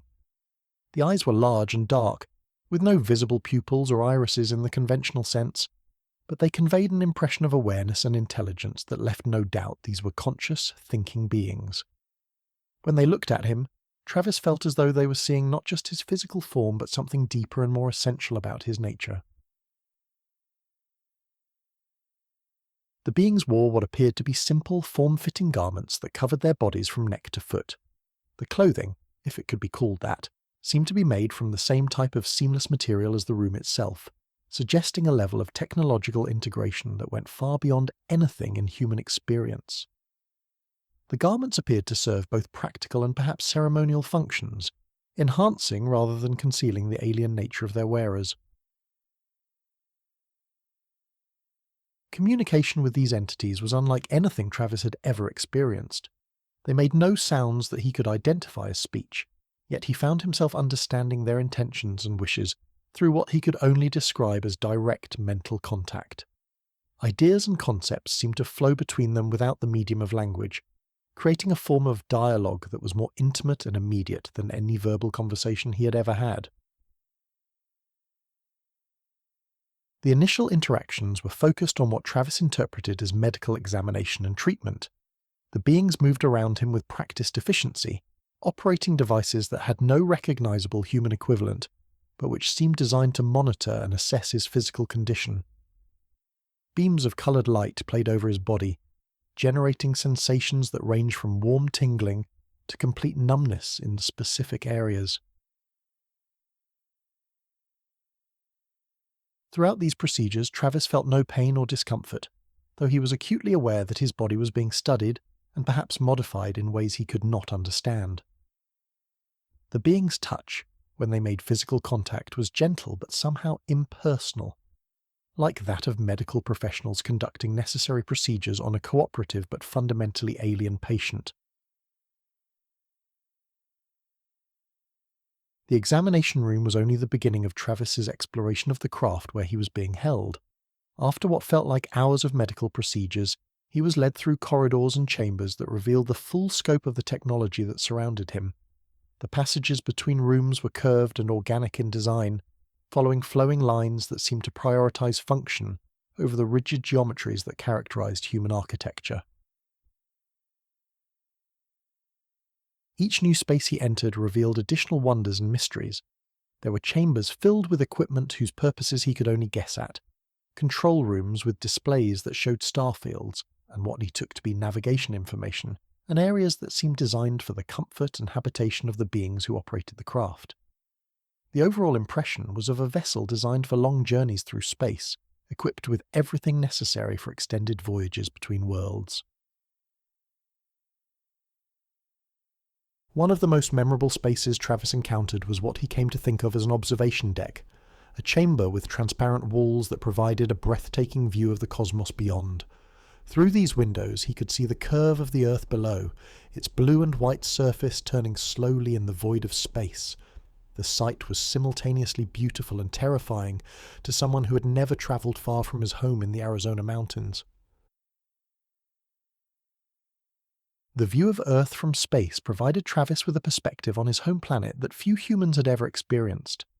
He could see the familiar outlines of continents and oceans, the swirl of weather patterns across the surface, and the thin line of atmosphere that separated the living world from the infinite darkness beyond. The sight filled him with a profound sense of both the beauty and the fragility of the world he knew. The beings who had taken him seemed to understand the impact this vision was having on him, and they allowed him to spend considerable time at the observation windows, absorbing the implications of what he was seeing. Through their silent communication, he gained the impression that showing him this view was an important part of their interaction with him, perhaps intended to expand his understanding of humanity's place in the larger cosmos. The technology that surrounded Travis during his time aboard the craft was consistently beyond anything in his experience or imagination. Control surfaces responded to touch or gesture in ways that seemed almost magical. Displays showed information in three-dimensional projections that hung in the air without visible support, and the craft itself moved through space with a smoothness that suggested mastery of forces unknown to human science.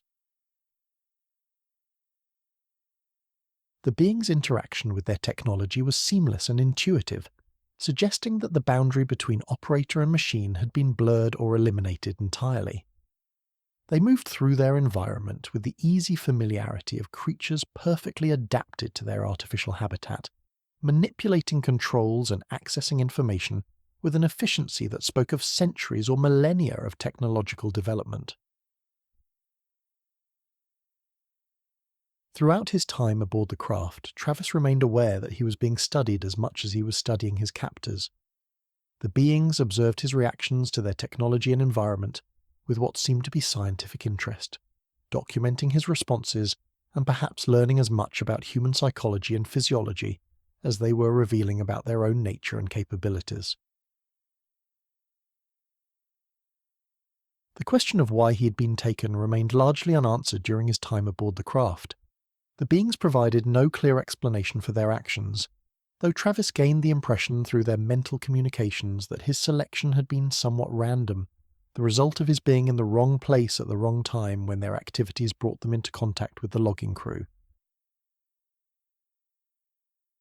There were suggestions that the beings were conducting some form of research or survey that required occasional contact with humans, and that his experience was part of a larger pattern of interaction between their species and ours. However, the details of this relationship remained frustratingly vague, conveyed through mental impressions and partial understandings rather than clear explanations. As his time aboard the craft drew to a close, Travis began to understand that his captivity was temporary and that he would eventually be returned to his own world. The being's behavior toward him shifted from clinical examination to what seemed like preparation for departure, though the exact nature of these preparations remained unclear to him. The final phase of his experience involved what he interpreted as a form of memory modification or suppression, though the full extent of this process was not clear to him at the time. He retained the impression that some of his experiences had been edited or obscured, leaving him with fragmentary memories that would take years to fully piece together and understand. The return to Earth was as disorienting as his initial awakening aboard the craft had been. One moment he was in the familiar environment of the alien vessel, and the next he found himself lying on the cold ground near Heber, Arizona, with no clear memory of the transition between the two locations. The sudden shift from the controlled environment of the craft to the harsh reality of a November night in the mountains left him confused and struggling to orient himself to his surroundings. The return of Travis Walton with his extraordinary claims of alien abduction transformed what had been a local missing persons case into one of the most scrutinized and debated incidents in the history of UFO investigations. Within days of his reappearance, the quiet logging communities of northern Arizona found themselves at the center of a media storm that would fundamentally change the lives of everyone involved. The first priority for investigators was to subject both Travis and the crew members to additional polygraph examinations, hoping that these tests might provide some clarity about the truthfulness of the increasingly complex accounts emerging from the incident. The polygraph, while not admissible in court and acknowledged by experts to be fallible, remained a standard tool for law enforcement agencies attempting to evaluate the credibility of witnesses in extraordinary cases. Cy Gilson, an experienced polygraph examiner who had worked with law enforcement agencies throughout Arizona, was brought in to conduct comprehensive tests on all parties involved in the incident. Gilson had a reputation for thorough professional examinations and had dealt with numerous high-profile cases over his career. However, he had never before been asked to evaluate claims involving alleged extraterrestrial contact. The examination of Travis Walton was scheduled first, as his account would be crucial in determining the direction of the continuing investigation. Travis, still showing signs of the disorientation and stress that had marked his return, agreed to undergo the polygraph testing despite concerns from some family members about his psychological state. The test was conducted in a controlled environment, with careful attention to all the standard protocols designed to ensure accurate results. Gilson's initial questions focused on the basic facts of Travis's disappearance and return. Had he been aboard a UFO during his absence? Had he encountered non-human beings? Did he have any knowledge of his whereabouts during the 5 missing days beyond what he had already reported? The polygraph machine recorded Travis's physiological responses to these questions, measuring changes in heart rate, blood pressure, respiration, and skin conductivity. The results of Travis's polygraph examination were both surprising and controversial. According to Gilson's interpretation, Travis appeared to be answering truthfully when he claimed to have been aboard an extraterrestrial craft and to have encountered alien beings during his absence. The polygraph indicated no significant signs of deception when Travis described his experiences, suggesting that he genuinely believed his extraordinary account of what had occurred. However, the polygraph results also revealed areas of uncertainty and possible inconsistency in Travis's responses to certain questions. When asked about specific details of his alleged experiences, some of his answers generated physiological responses that could be interpreted as indicating stress, confusion, or incomplete truthfulness. These ambiguous results would fuel ongoing debates about the reliability of his account for decades to come. The crew members who had witnessed Travis's disappearance were also subjected to additional polygraph examinations, building on the inconclusive tests they had taken immediately after the incident. These follow-up examinations were more comprehensive and focused specifically on their claims about seeing the UFO and witnessing Travis being struck by the beam of light. Mike Rogers, as the crew leader, faced the most intensive questioning during his polygraph session. Investigators continued to explore the possibility that the entire incident had been staged for some unknown motive, or that Rogers might have been involved in harming Travis and concocting the UFO story as a cover-up. Rogers maintained his account consistently throughout the examination, insisting that every detail of their story was accurate. The results of Rogers' polygraph were among the most convincing in terms of indicating truthfulness.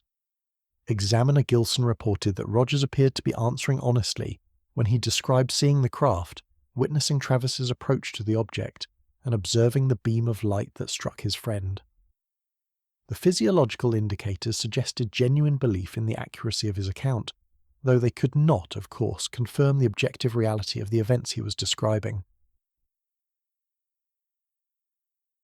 Alan Dalis, who had been the first to spot the unusual light in the forest, also underwent comprehensive polygraph testing focused on his role in the initial sighting. His examination revealed responses consistent with truthful reporting when he described the appearance and behavior of the craft. Dalis's reputation for reliability and his detailed, consistent account of the sighting made his polygraph results particularly significant for investigators and researchers. The other crew members, Ken Peterson, John Goulet, Steve Pierce, and Dwayne Smith, all participated in follow-up polygraph examinations that generally supported their original accounts of the incident. While individual results varied in their clarity and the confidence with which examiners could interpret them, the overall pattern suggested that the crew members genuinely believed they had witnessed the extraordinary events they described. However, polygraph results in such an unusual case raised as many questions as they answered. Even if the tests indicated that all parties believed their accounts to be true, this did not necessarily confirm the objective reality of extraterrestrial contact. The tests could not distinguish between actual experiences and false memories, hallucinations, or other forms of psychological phenomena that might cause someone to genuinely believe in events that had not actually occurred. While the polygraph examinations were taking place, word of the Travis Walton case was spreading far beyond the boundaries of rural Arizona. The combination of multiple witnesses, physical evidence, and detailed claims of alien contact created exactly the kind of story that captured the imagination of both believers and skeptics in the UFO research community. The first major media coverage came from local Arizona newspapers, but within days, reporters from national publications were making their way to Snowflake, seeking interviews with Travis and the crew members. The story had all the elements that made for compelling journalism: ordinary people thrust into extraordinary circumstances, a mystery that challenged conventional understanding, and claims that divided experts and the public into passionate camps. The National Enquirer, a tabloid publication known for its coverage of unusual and sensational stories, was among the first national outlets to recognize the potential significance of the Walton case. They dispatched reporters and photographers to Arizona and began conducting their own investigation into the incident. The Enquirer's interest would prove to be both beneficial and problematic for the people involved. The tabloid's coverage brought the story to a much wider audience than it might otherwise have reached, but it also associated the case with a publication that many people regarded as unreliable or sensationalistic. This association would colour public perception of the Walton incident for years to come, with some dismissing it as tabloid fodder rather than a serious case worthy of scientific investigation. The Enquirer also offered financial incentives for exclusive interviews and access to the principals in the case. For people like Travis and the crew members, who were working-class individuals with limited financial resources, these offers represented significant sums of money. However, accepting payment for their stories also opened them to criticism that they were motivated by profit rather than truth-telling. Television news programs also began covering the story, with producers recognizing that the visual and dramatic elements of the case would make for compelling viewing. News crews arrived in Snowflake to film interviews with the participants and to capture footage of the forest location where the incident had allegedly occurred. The presence of television cameras transformed the quiet logging community into a temporary media circus. The crew members found themselves thrust into an unwanted spotlight, facing questions from reporters who were often skeptical of their claims and looking for inconsistencies or evidence of deception. The experience was particularly difficult for men who were accustomed to the privacy and routine of forest work, and who now found their every word scrutinized by journalists and investigators. Travis Walton, still recovering from his mysterious experiences and struggling with the psychological impact of his alleged encounter, was faced with the additional burden of becoming a public figure. His detailed claims about life aboard an extraterrestrial craft made him a figure of intense curiosity, attracting both believers who saw him as a hero and skeptics who viewed him as either delusional or dishonest. The media attention also attracted the interest of prominent figures in the UFO research community. Investigators like Dr. J. Allen Hynek, who had headed the Air Force's Project Blue Book, and civilian researchers like James Harder from the Aerial Phenomena Research Organization began examining the case and conducting their own interviews with the participants. These researchers brought more sophisticated analytical tools to bear on the case than had been available to local law enforcement. They conducted detailed interviews using techniques designed to elicit accurate memories, analysed the physical evidence from the scene, and attempted to correlate the Walton incident with other reported UFO encounters from around the same time period. The involvement of serious researchers lent additional credibility to the case in the eyes of some observers, but it also intensified the scrutiny and debate surrounding every aspect of the incident. Each detail of the crew's account and Travis's alleged experiences was examined and re-examined, with researchers looking for corroboration, contradictions, or patterns that might shed light on what had actually occurred. The psychological impact of the media attention on all the participants was profound and often negative. Families found themselves subjected to curious stares and whispered conversations whenever they appeared in public.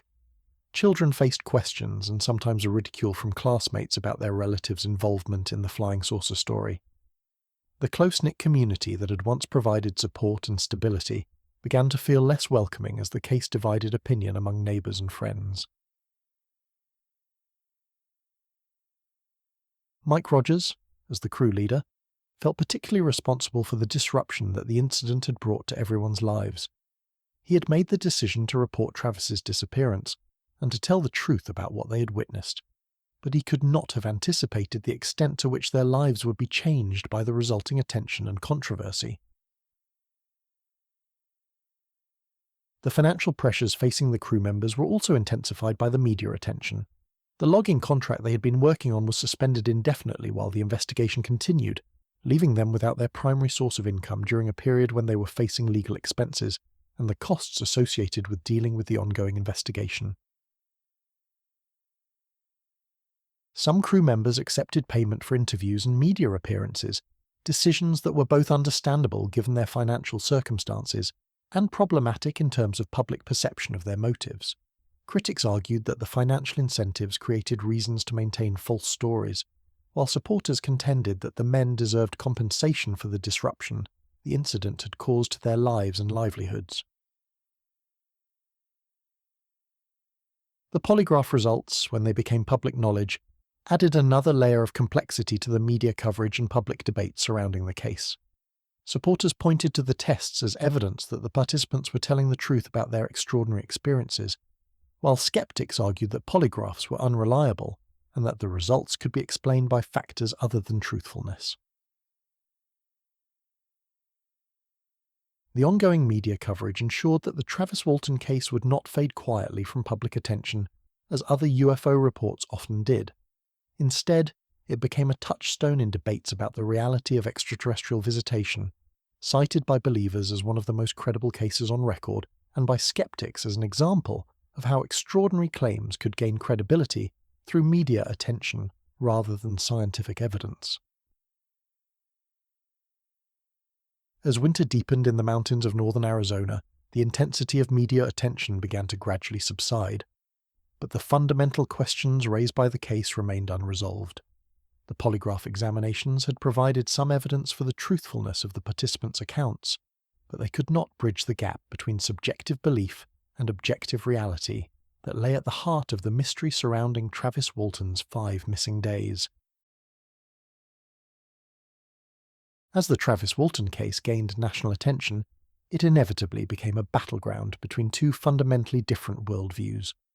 On one side stood those who saw in the incident compelling evidence of extraterrestrial visitation, a breakthrough case that could finally prove humanity was not alone in the universe. On the other side were skeptics who viewed the entire affair as either an elaborate hoax or the result of misperception and psychological factors, a cautionary tale about the human capacity for self-deception. The believers in the Walton case found much to support their position in the basic facts of the incident. Here was not a single witness making extraordinary claims, but 7 men who had all observed the same impossible phenomena. These were not urban dwellers unfamiliar with aircraft or natural phenomena. but experienced outdoorsmen who knew the forests and skies of northern Arizona intimately. Their polygraph results generally supported their truthfulness, and their willingness to endure years of scrutiny and ridicule suggested genuine conviction rather than calculated deception. Dr. J. Allen Hynek, the astronomer who had served as scientific consultant to Project Blue Book and had evolved from skeptic to cautious believer in UFO phenomena, found the Walton case particularly compelling.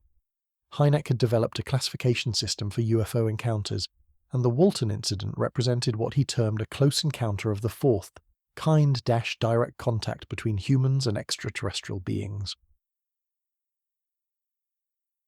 Hynek was impressed by the consistency of the witnesses' accounts and their apparent sincerity during extensive interviews. He noted that the crew members had nothing obvious to gain from fabricating such a story, and much to lose in terms of their reputations and relationships within their conservative community. The fact that they had voluntarily submitted to polygraph examinations and continued to maintain their story despite intense scrutiny suggested to Hynek that they were describing genuine experiences. The Aerial Phenomena Research Organization, one of the most respected civilian UFO investigation groups, also took the Walton case seriously. PRO investigators conducted detailed interviews with all the participants and examined the physical evidence from the scene. They found no obvious signs of deception or evidence that the incident had been staged, and their final report classified the case as an unexplained encounter with unknown phenomena. Supporters of the case pointed to specific details that seemed to support its authenticity. The crew members' initial reaction had been to flee the scene rather than to approach and investigate, which seemed inconsistent with behavior that might be expected if they were staging a hoax. Their decision to report the incident to law enforcement, knowing that they would face intense scrutiny and possible criminal investigation, also suggested genuine belief in their account rather than calculated fraud. The medical evidence from Travis's examination after his return also provided some support for extraordinary claims. His lack of dehydration and minimal weight loss seemed inconsistent with 5 days of exposure in the Arizona wilderness, suggesting that he had been in a controlled environment during his absence. The puncture mark on his arm and his dilated pupils hinted at medical procedures that might have been performed during his alleged captivity. UFO researchers also noted correlations between Travis's account of his experiences aboard the craft and details reported in other alleged abduction cases from around the same time period. The description of the beings he encountered, the medical procedures he underwent, and the technology he observed showed similarities to accounts from other alleged contactees, suggesting either a consistent pattern of extraterrestrial behavior or remarkable consistency in fabricated stories. However, the skeptical response to the Walton case was equally forceful and well-reasoned. Critics pointed to numerous aspects of the incident that seemed to undermine its credibility as genuine evidence of extraterrestrial contact. The timing of Travis's disappearance, just as the logging crew was falling behind schedule on their contract and facing possible financial penalties, seemed suspiciously convenient to those looking for alternative explanations. Philip Klass, a prominent UFO skeptic and aerospace journalist, conducted his own investigation of the case and concluded that it was likely a hoax perpetrated for financial gain.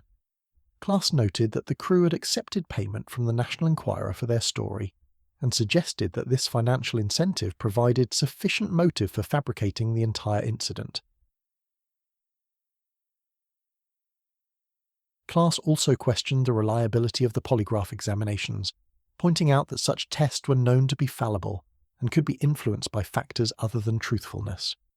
He argued that people who genuinely believed false memories could pass polygraph tests, and that the stress and psychological pressure surrounding the case could have affected the results in unpredictable ways. Other skeptics focused on alternative explanations for the phenomena the crew claimed to have observed. Some suggested that they might have misidentified conventional aircraft, possibly military helicopters conducting training exercises in the remote forest areas. The beam of light that allegedly struck Travis could have been a searchlight or other conventional illumination source that appeared more mysterious in the fading light of evening. The possibility of mass hallucination or shared psychological experiences was also raised by critics of the case. They pointed to documented instances of group hysteria and shared delusions, suggesting that the crew members might have experienced some form of collective psychological episode that created false memories of extraordinary events. Some skeptics propose that the crew might have been exposed to natural gas leaks or other environmental factors that could have caused hallucinations or altered states of consciousness. The presence of underground gas deposits in parts of Arizona raised the possibility that natural phenomena could have created the conditions for shared visionary experiences that the crew interpreted as encounters with extraterrestrial beings. The question of Travis's whereabouts during the 5 missing days remained a major point of contention between believers and skeptics. While supporters argued that his physical condition upon return was inconsistent with wilderness survival, critics suggested numerous alternative explanations. He might have found shelter in an abandoned cabin or cave, been helped by sympathetic accomplices, or even have deliberately hidden in a planned location until the appropriate time for his dramatic return. Dr. Donald Menzel, a Harvard astronomer and longtime critic of UFO claims, examined the Walton case and concluded that it showed all the hallmarks of a carefully planned hoax.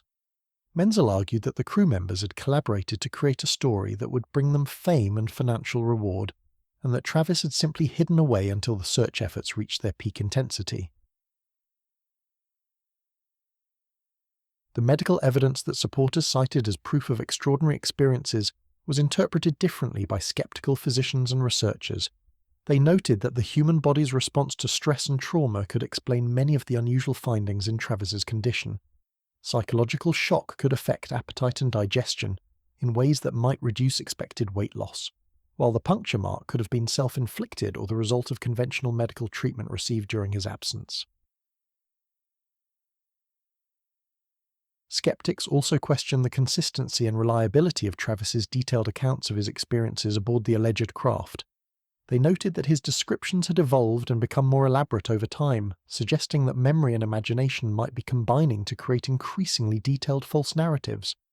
The similarities between his account and other alleged abduction cases could be explained by exposure to existing UFO literature rather than by genuine shared experiences.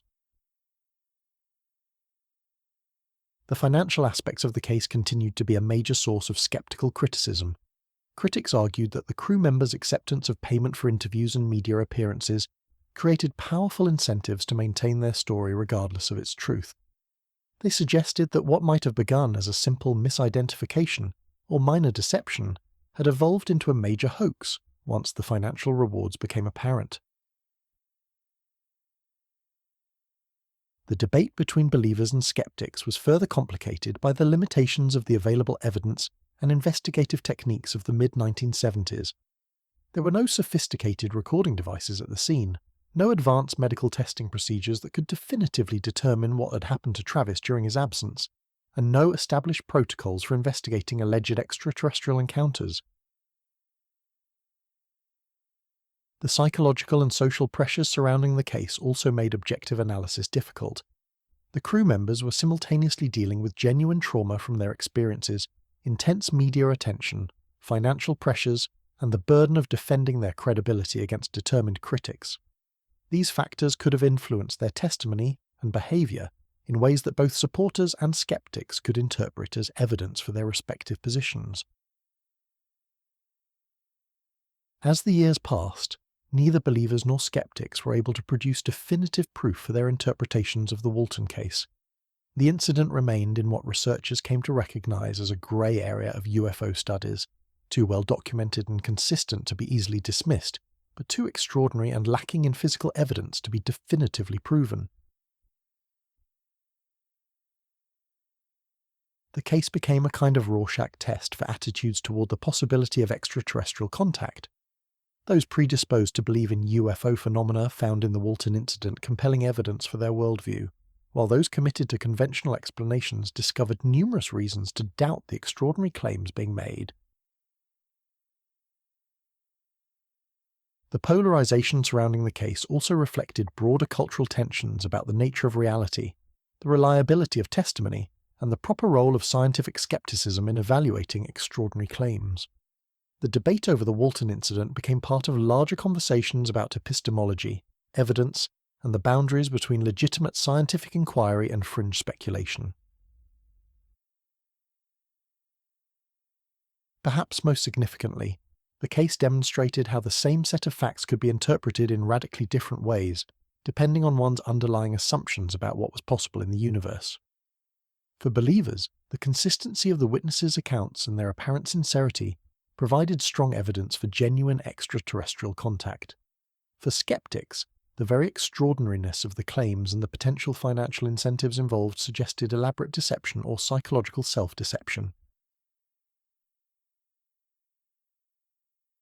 The Travis Walton case thus became one of the most enduring and divisive incidents in the history of UFO research, a touchstone that continued to generate passionate debate decades after the original events. It represented both the promise and the frustration of UFO investigations, the tantalizing possibility of breakthrough evidence balanced against the persistent challenge of definitive proof in a field where the extraordinary nature of the claims themselves made verification nearly impossible. The Travis Walton case would grow far beyond its origins as a missing persons report in rural Arizona, evolving into one of the most influential and enduring stories in American UFO culture. Its impact extended through multiple generations, shaping public understanding of alien encounters and leaving an indelible mark on how society processes claims of the extraordinary. In the immediate aftermath of the incident, the Walton case became a cornerstone of what researchers termed the modern abduction phenomenon. Prior to 1975, most UFO reports involved distant sightings of unusual craft or brief encounters with strange beings. The detailed account provided by Travis Walton, with its emphasis on medical examination and extended captivity aboard an extraterrestrial vessel, helped establish a template that would influence hundreds of subsequent abduction reports. The specific elements of Travis's account, the medical procedures, the large-eyed beings, the advanced technology, the mixture of fear and clinical detachment in the aliens' behavior, became recurring themes in the abduction literature that emerged throughout the late 1970s and 1980s. Whether this represented a consistent pattern of actual extraterrestrial behavior or the influence of a widely publicized narrative on subsequent claimants remained a matter of fierce debate among researchers. The case also helped legitimize the field of abduction research within the broader UFO community.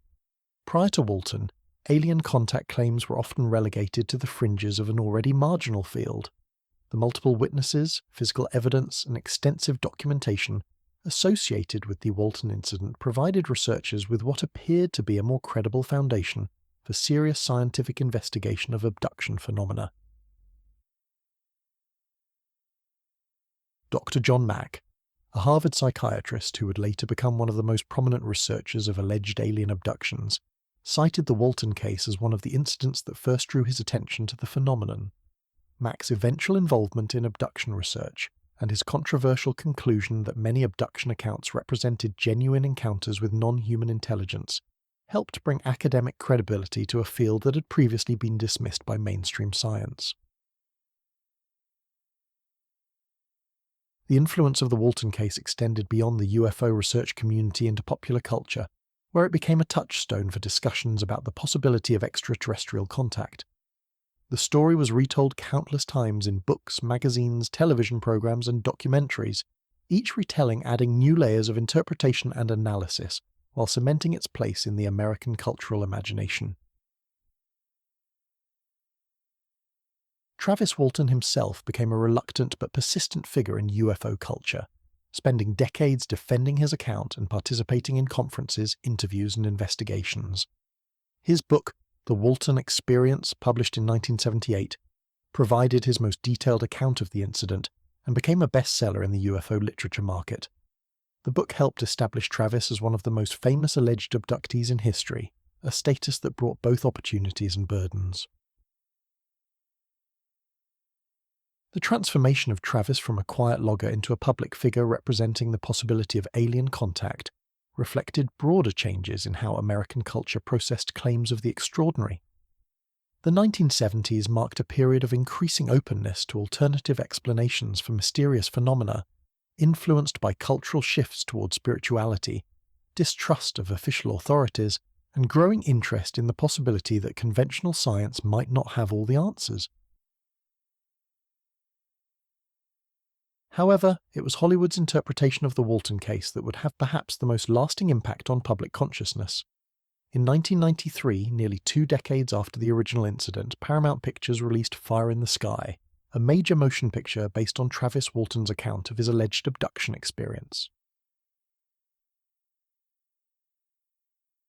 The film, directed by Robert Lieberman and starring D.B. Sweeney as Travis Walton, took considerable creative liberties with the original account, emphasizing the more frightening and traumatic aspects of the alleged encounter. The movie's depiction of Travis's experiences aboard the alien craft was significantly more terrifying than his actual descriptions, featuring grotesque medical procedures and hostile alien beings that bore little resemblance to the more benign entities described in his book. While Travis Walton and other participants in the original incident expressed disappointment with Hollywood's sensationalized version of their story, Fire in the Sky became a cultural phenomenon that introduced the Walton case to millions of people who might never have encountered it otherwise. The film's vivid imagery and intense emotional impact created lasting impressions that often overshadowed the more mundane details of the actual case. The movie's influence extended far beyond its initial theatrical release, as it became a staple of cable television programming and home video collections. Entire generations of Americans formed their understanding of alien abduction through the lens of Fire in the Sky, creating a distorted but powerfully influential version of the Walton story that persisted in popular consciousness long after the details of the original incident had been forgotten. The cultural impact of the case was further amplified by its integration into the broader narrative of UFO history. The Walton incident became a required reference point in any comprehensive discussion of alien encounters, cited alongside other famous cases like Betty and Barney Hill's alleged 1961 abduction and the 1947 Roswell incident as evidence for the reality of extraterrestrial contact. UFO conferences throughout the 1980s and 1990s regularly featured presentations about the Walton case, with researchers analysing every aspect of the incident for new insights or evidence. Travis Walton himself became a popular speaker at these events, sharing his story with audiences of believers and curious skeptics, while defending his account against ongoing criticism and doubt. The case also influenced the development of support networks for other alleged abductees, who found in Travis's willingness to speak publicly about his experiences a model for their own coming forward with similar claims. The relative respectability that the Walton case had achieved within UFO circles made it easier for others to share their own accounts without fear of immediate dismissal or ridicule. Academic researchers studying the cultural and psychological aspects of UFO beliefs also found the Walton case to be a rich source of material. Sociologists examined how the incident had affected the small community of Snowflake. Anthropologists analysed the story's place within American folklore traditions, and psychologists studied the long-term effects of the experience on all the participants. The case became particularly significant in discussions about the nature of memory, testimony, and belief. Researchers noted how the basic story had remained remarkably consistent over decades, even as specific details had evolved and become more elaborate. This pattern raised important questions about the relationship between memory and narrative, and about how extraordinary experiences might be processed and interpreted by the human mind. The influence of the Walton case extended into the realm of government transparency and UFO disclosure advocacy. Activists seeking the release of classified government documents about UFOs often cited the Walton incident as an example of the kind of encounters that might be documented in secret military and intelligence files. The case became part of the argument for greater openness about government knowledge of UFO phenomena. The advent of the internet in the 1990s gave the Walton case new life and reach, as websites dedicated to UFO research made detailed information about the incident available to global audiences. Online forums allowed for unprecedented levels of analysis and debate about every aspect of the case, while digital archives preserved documents, photographs, and interview recordings that might otherwise have been lost to time. Travis Walton's own website became a hub for information about the case, allowing him to present his version of events without the filter of journalists or researchers who might have their own agendas. The direct access to primary sources provided by internet technology changed how UFO cases were studied and understood, making the Walton incident more accessible than ever before. The case also influenced the development of investigative techniques used in UFO research. The comprehensive documentation of the Walton incident, including polygraph tests, medical examinations, and extensive witness interviews, became a model for how serious researchers should approach similar cases. The standards established in the investigation of the Walton case influenced protocols used by civilian UFO organizations for decades. Television documentaries about the case appeared regularly throughout the 1980s, 1990s, and beyond, each offering new perspectives and analysis while keeping the story alive in public consciousness.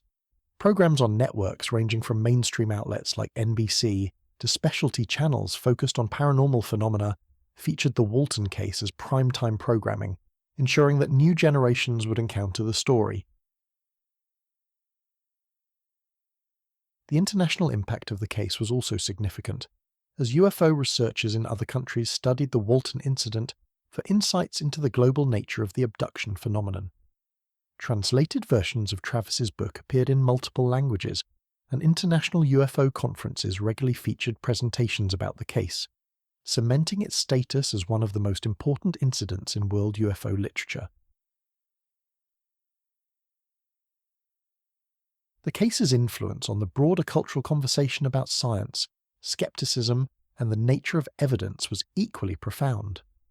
The ongoing debate between believers and skeptics regarding the Walton incident became a microcosm of larger discussions about how society should evaluate extraordinary claims and what standards of evidence should be applied to phenomena that challenge conventional understanding.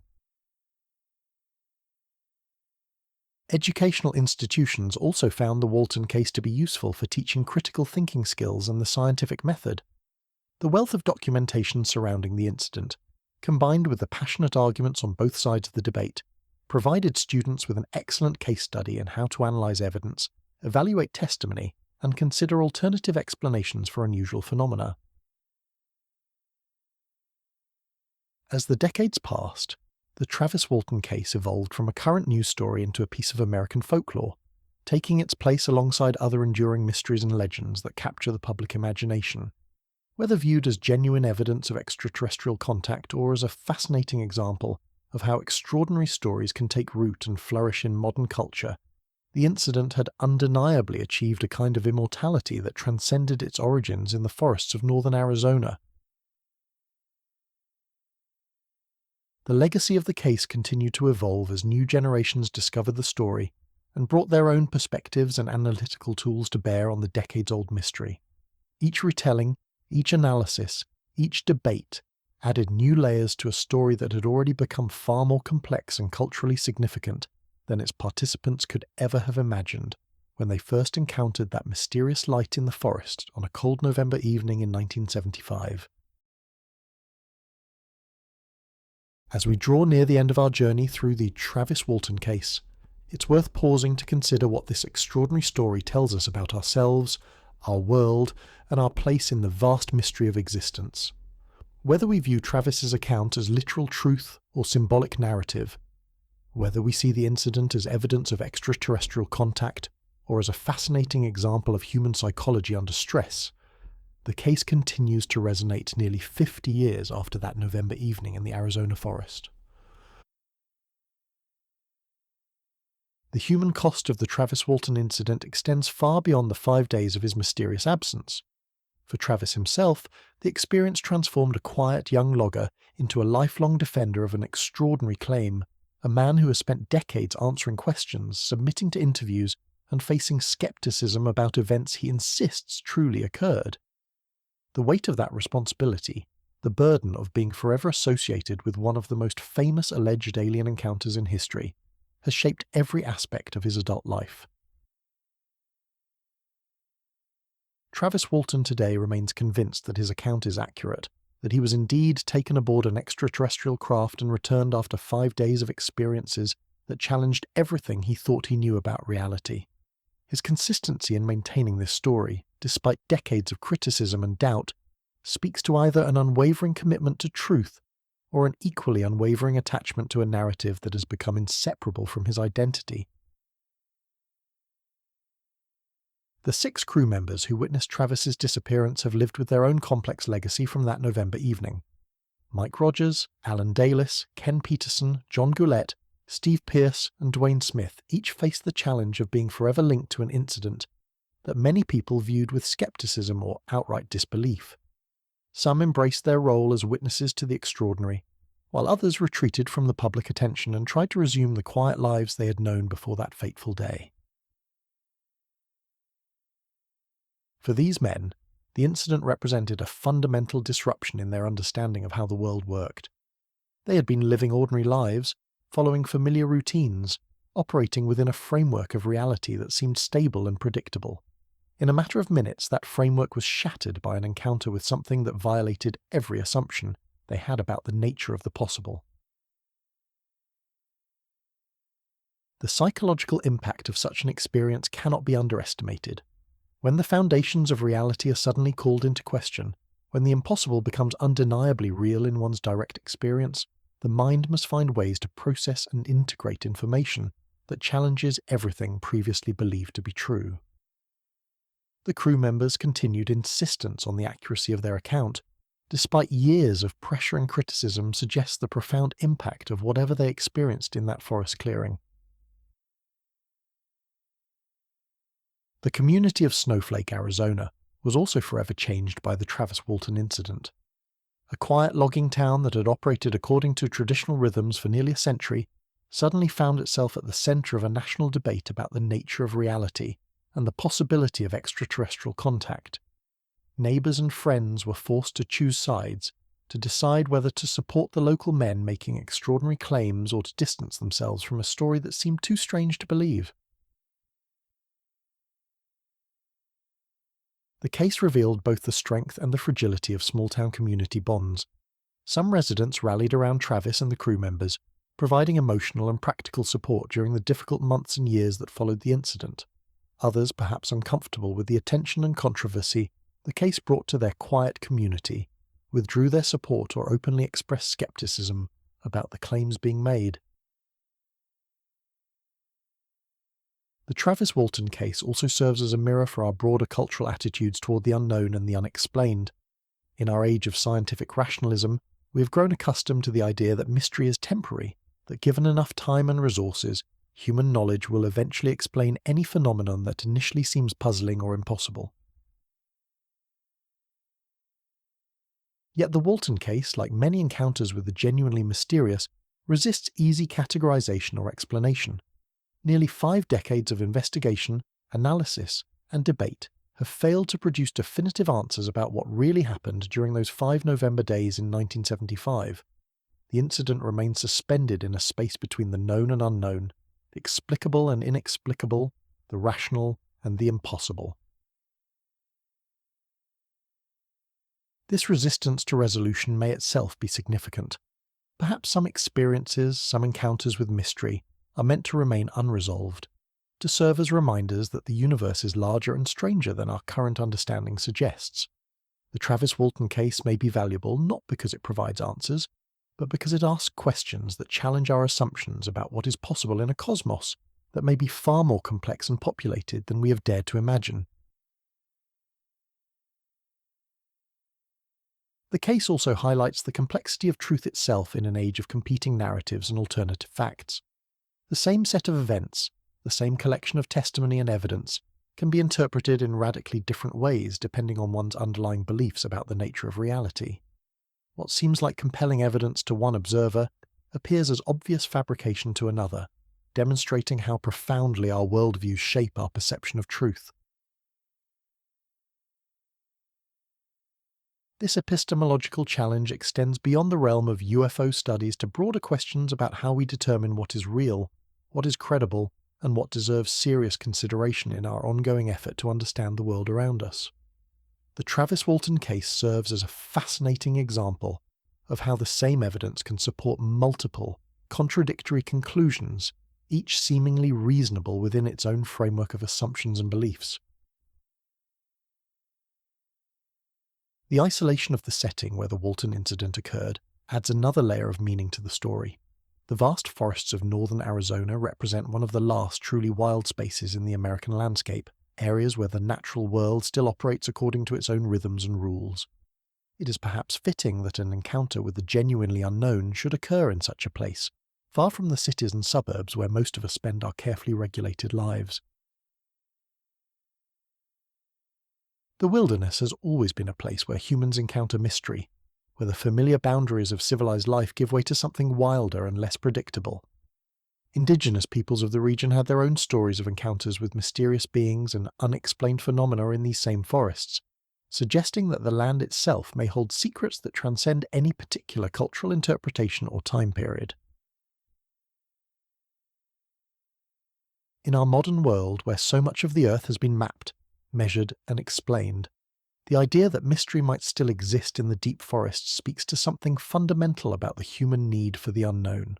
Perhaps we require encounters with the inexplicable, whether real or imagined, to remind us that our knowledge is limited and that the universe still holds wonders beyond our current comprehension.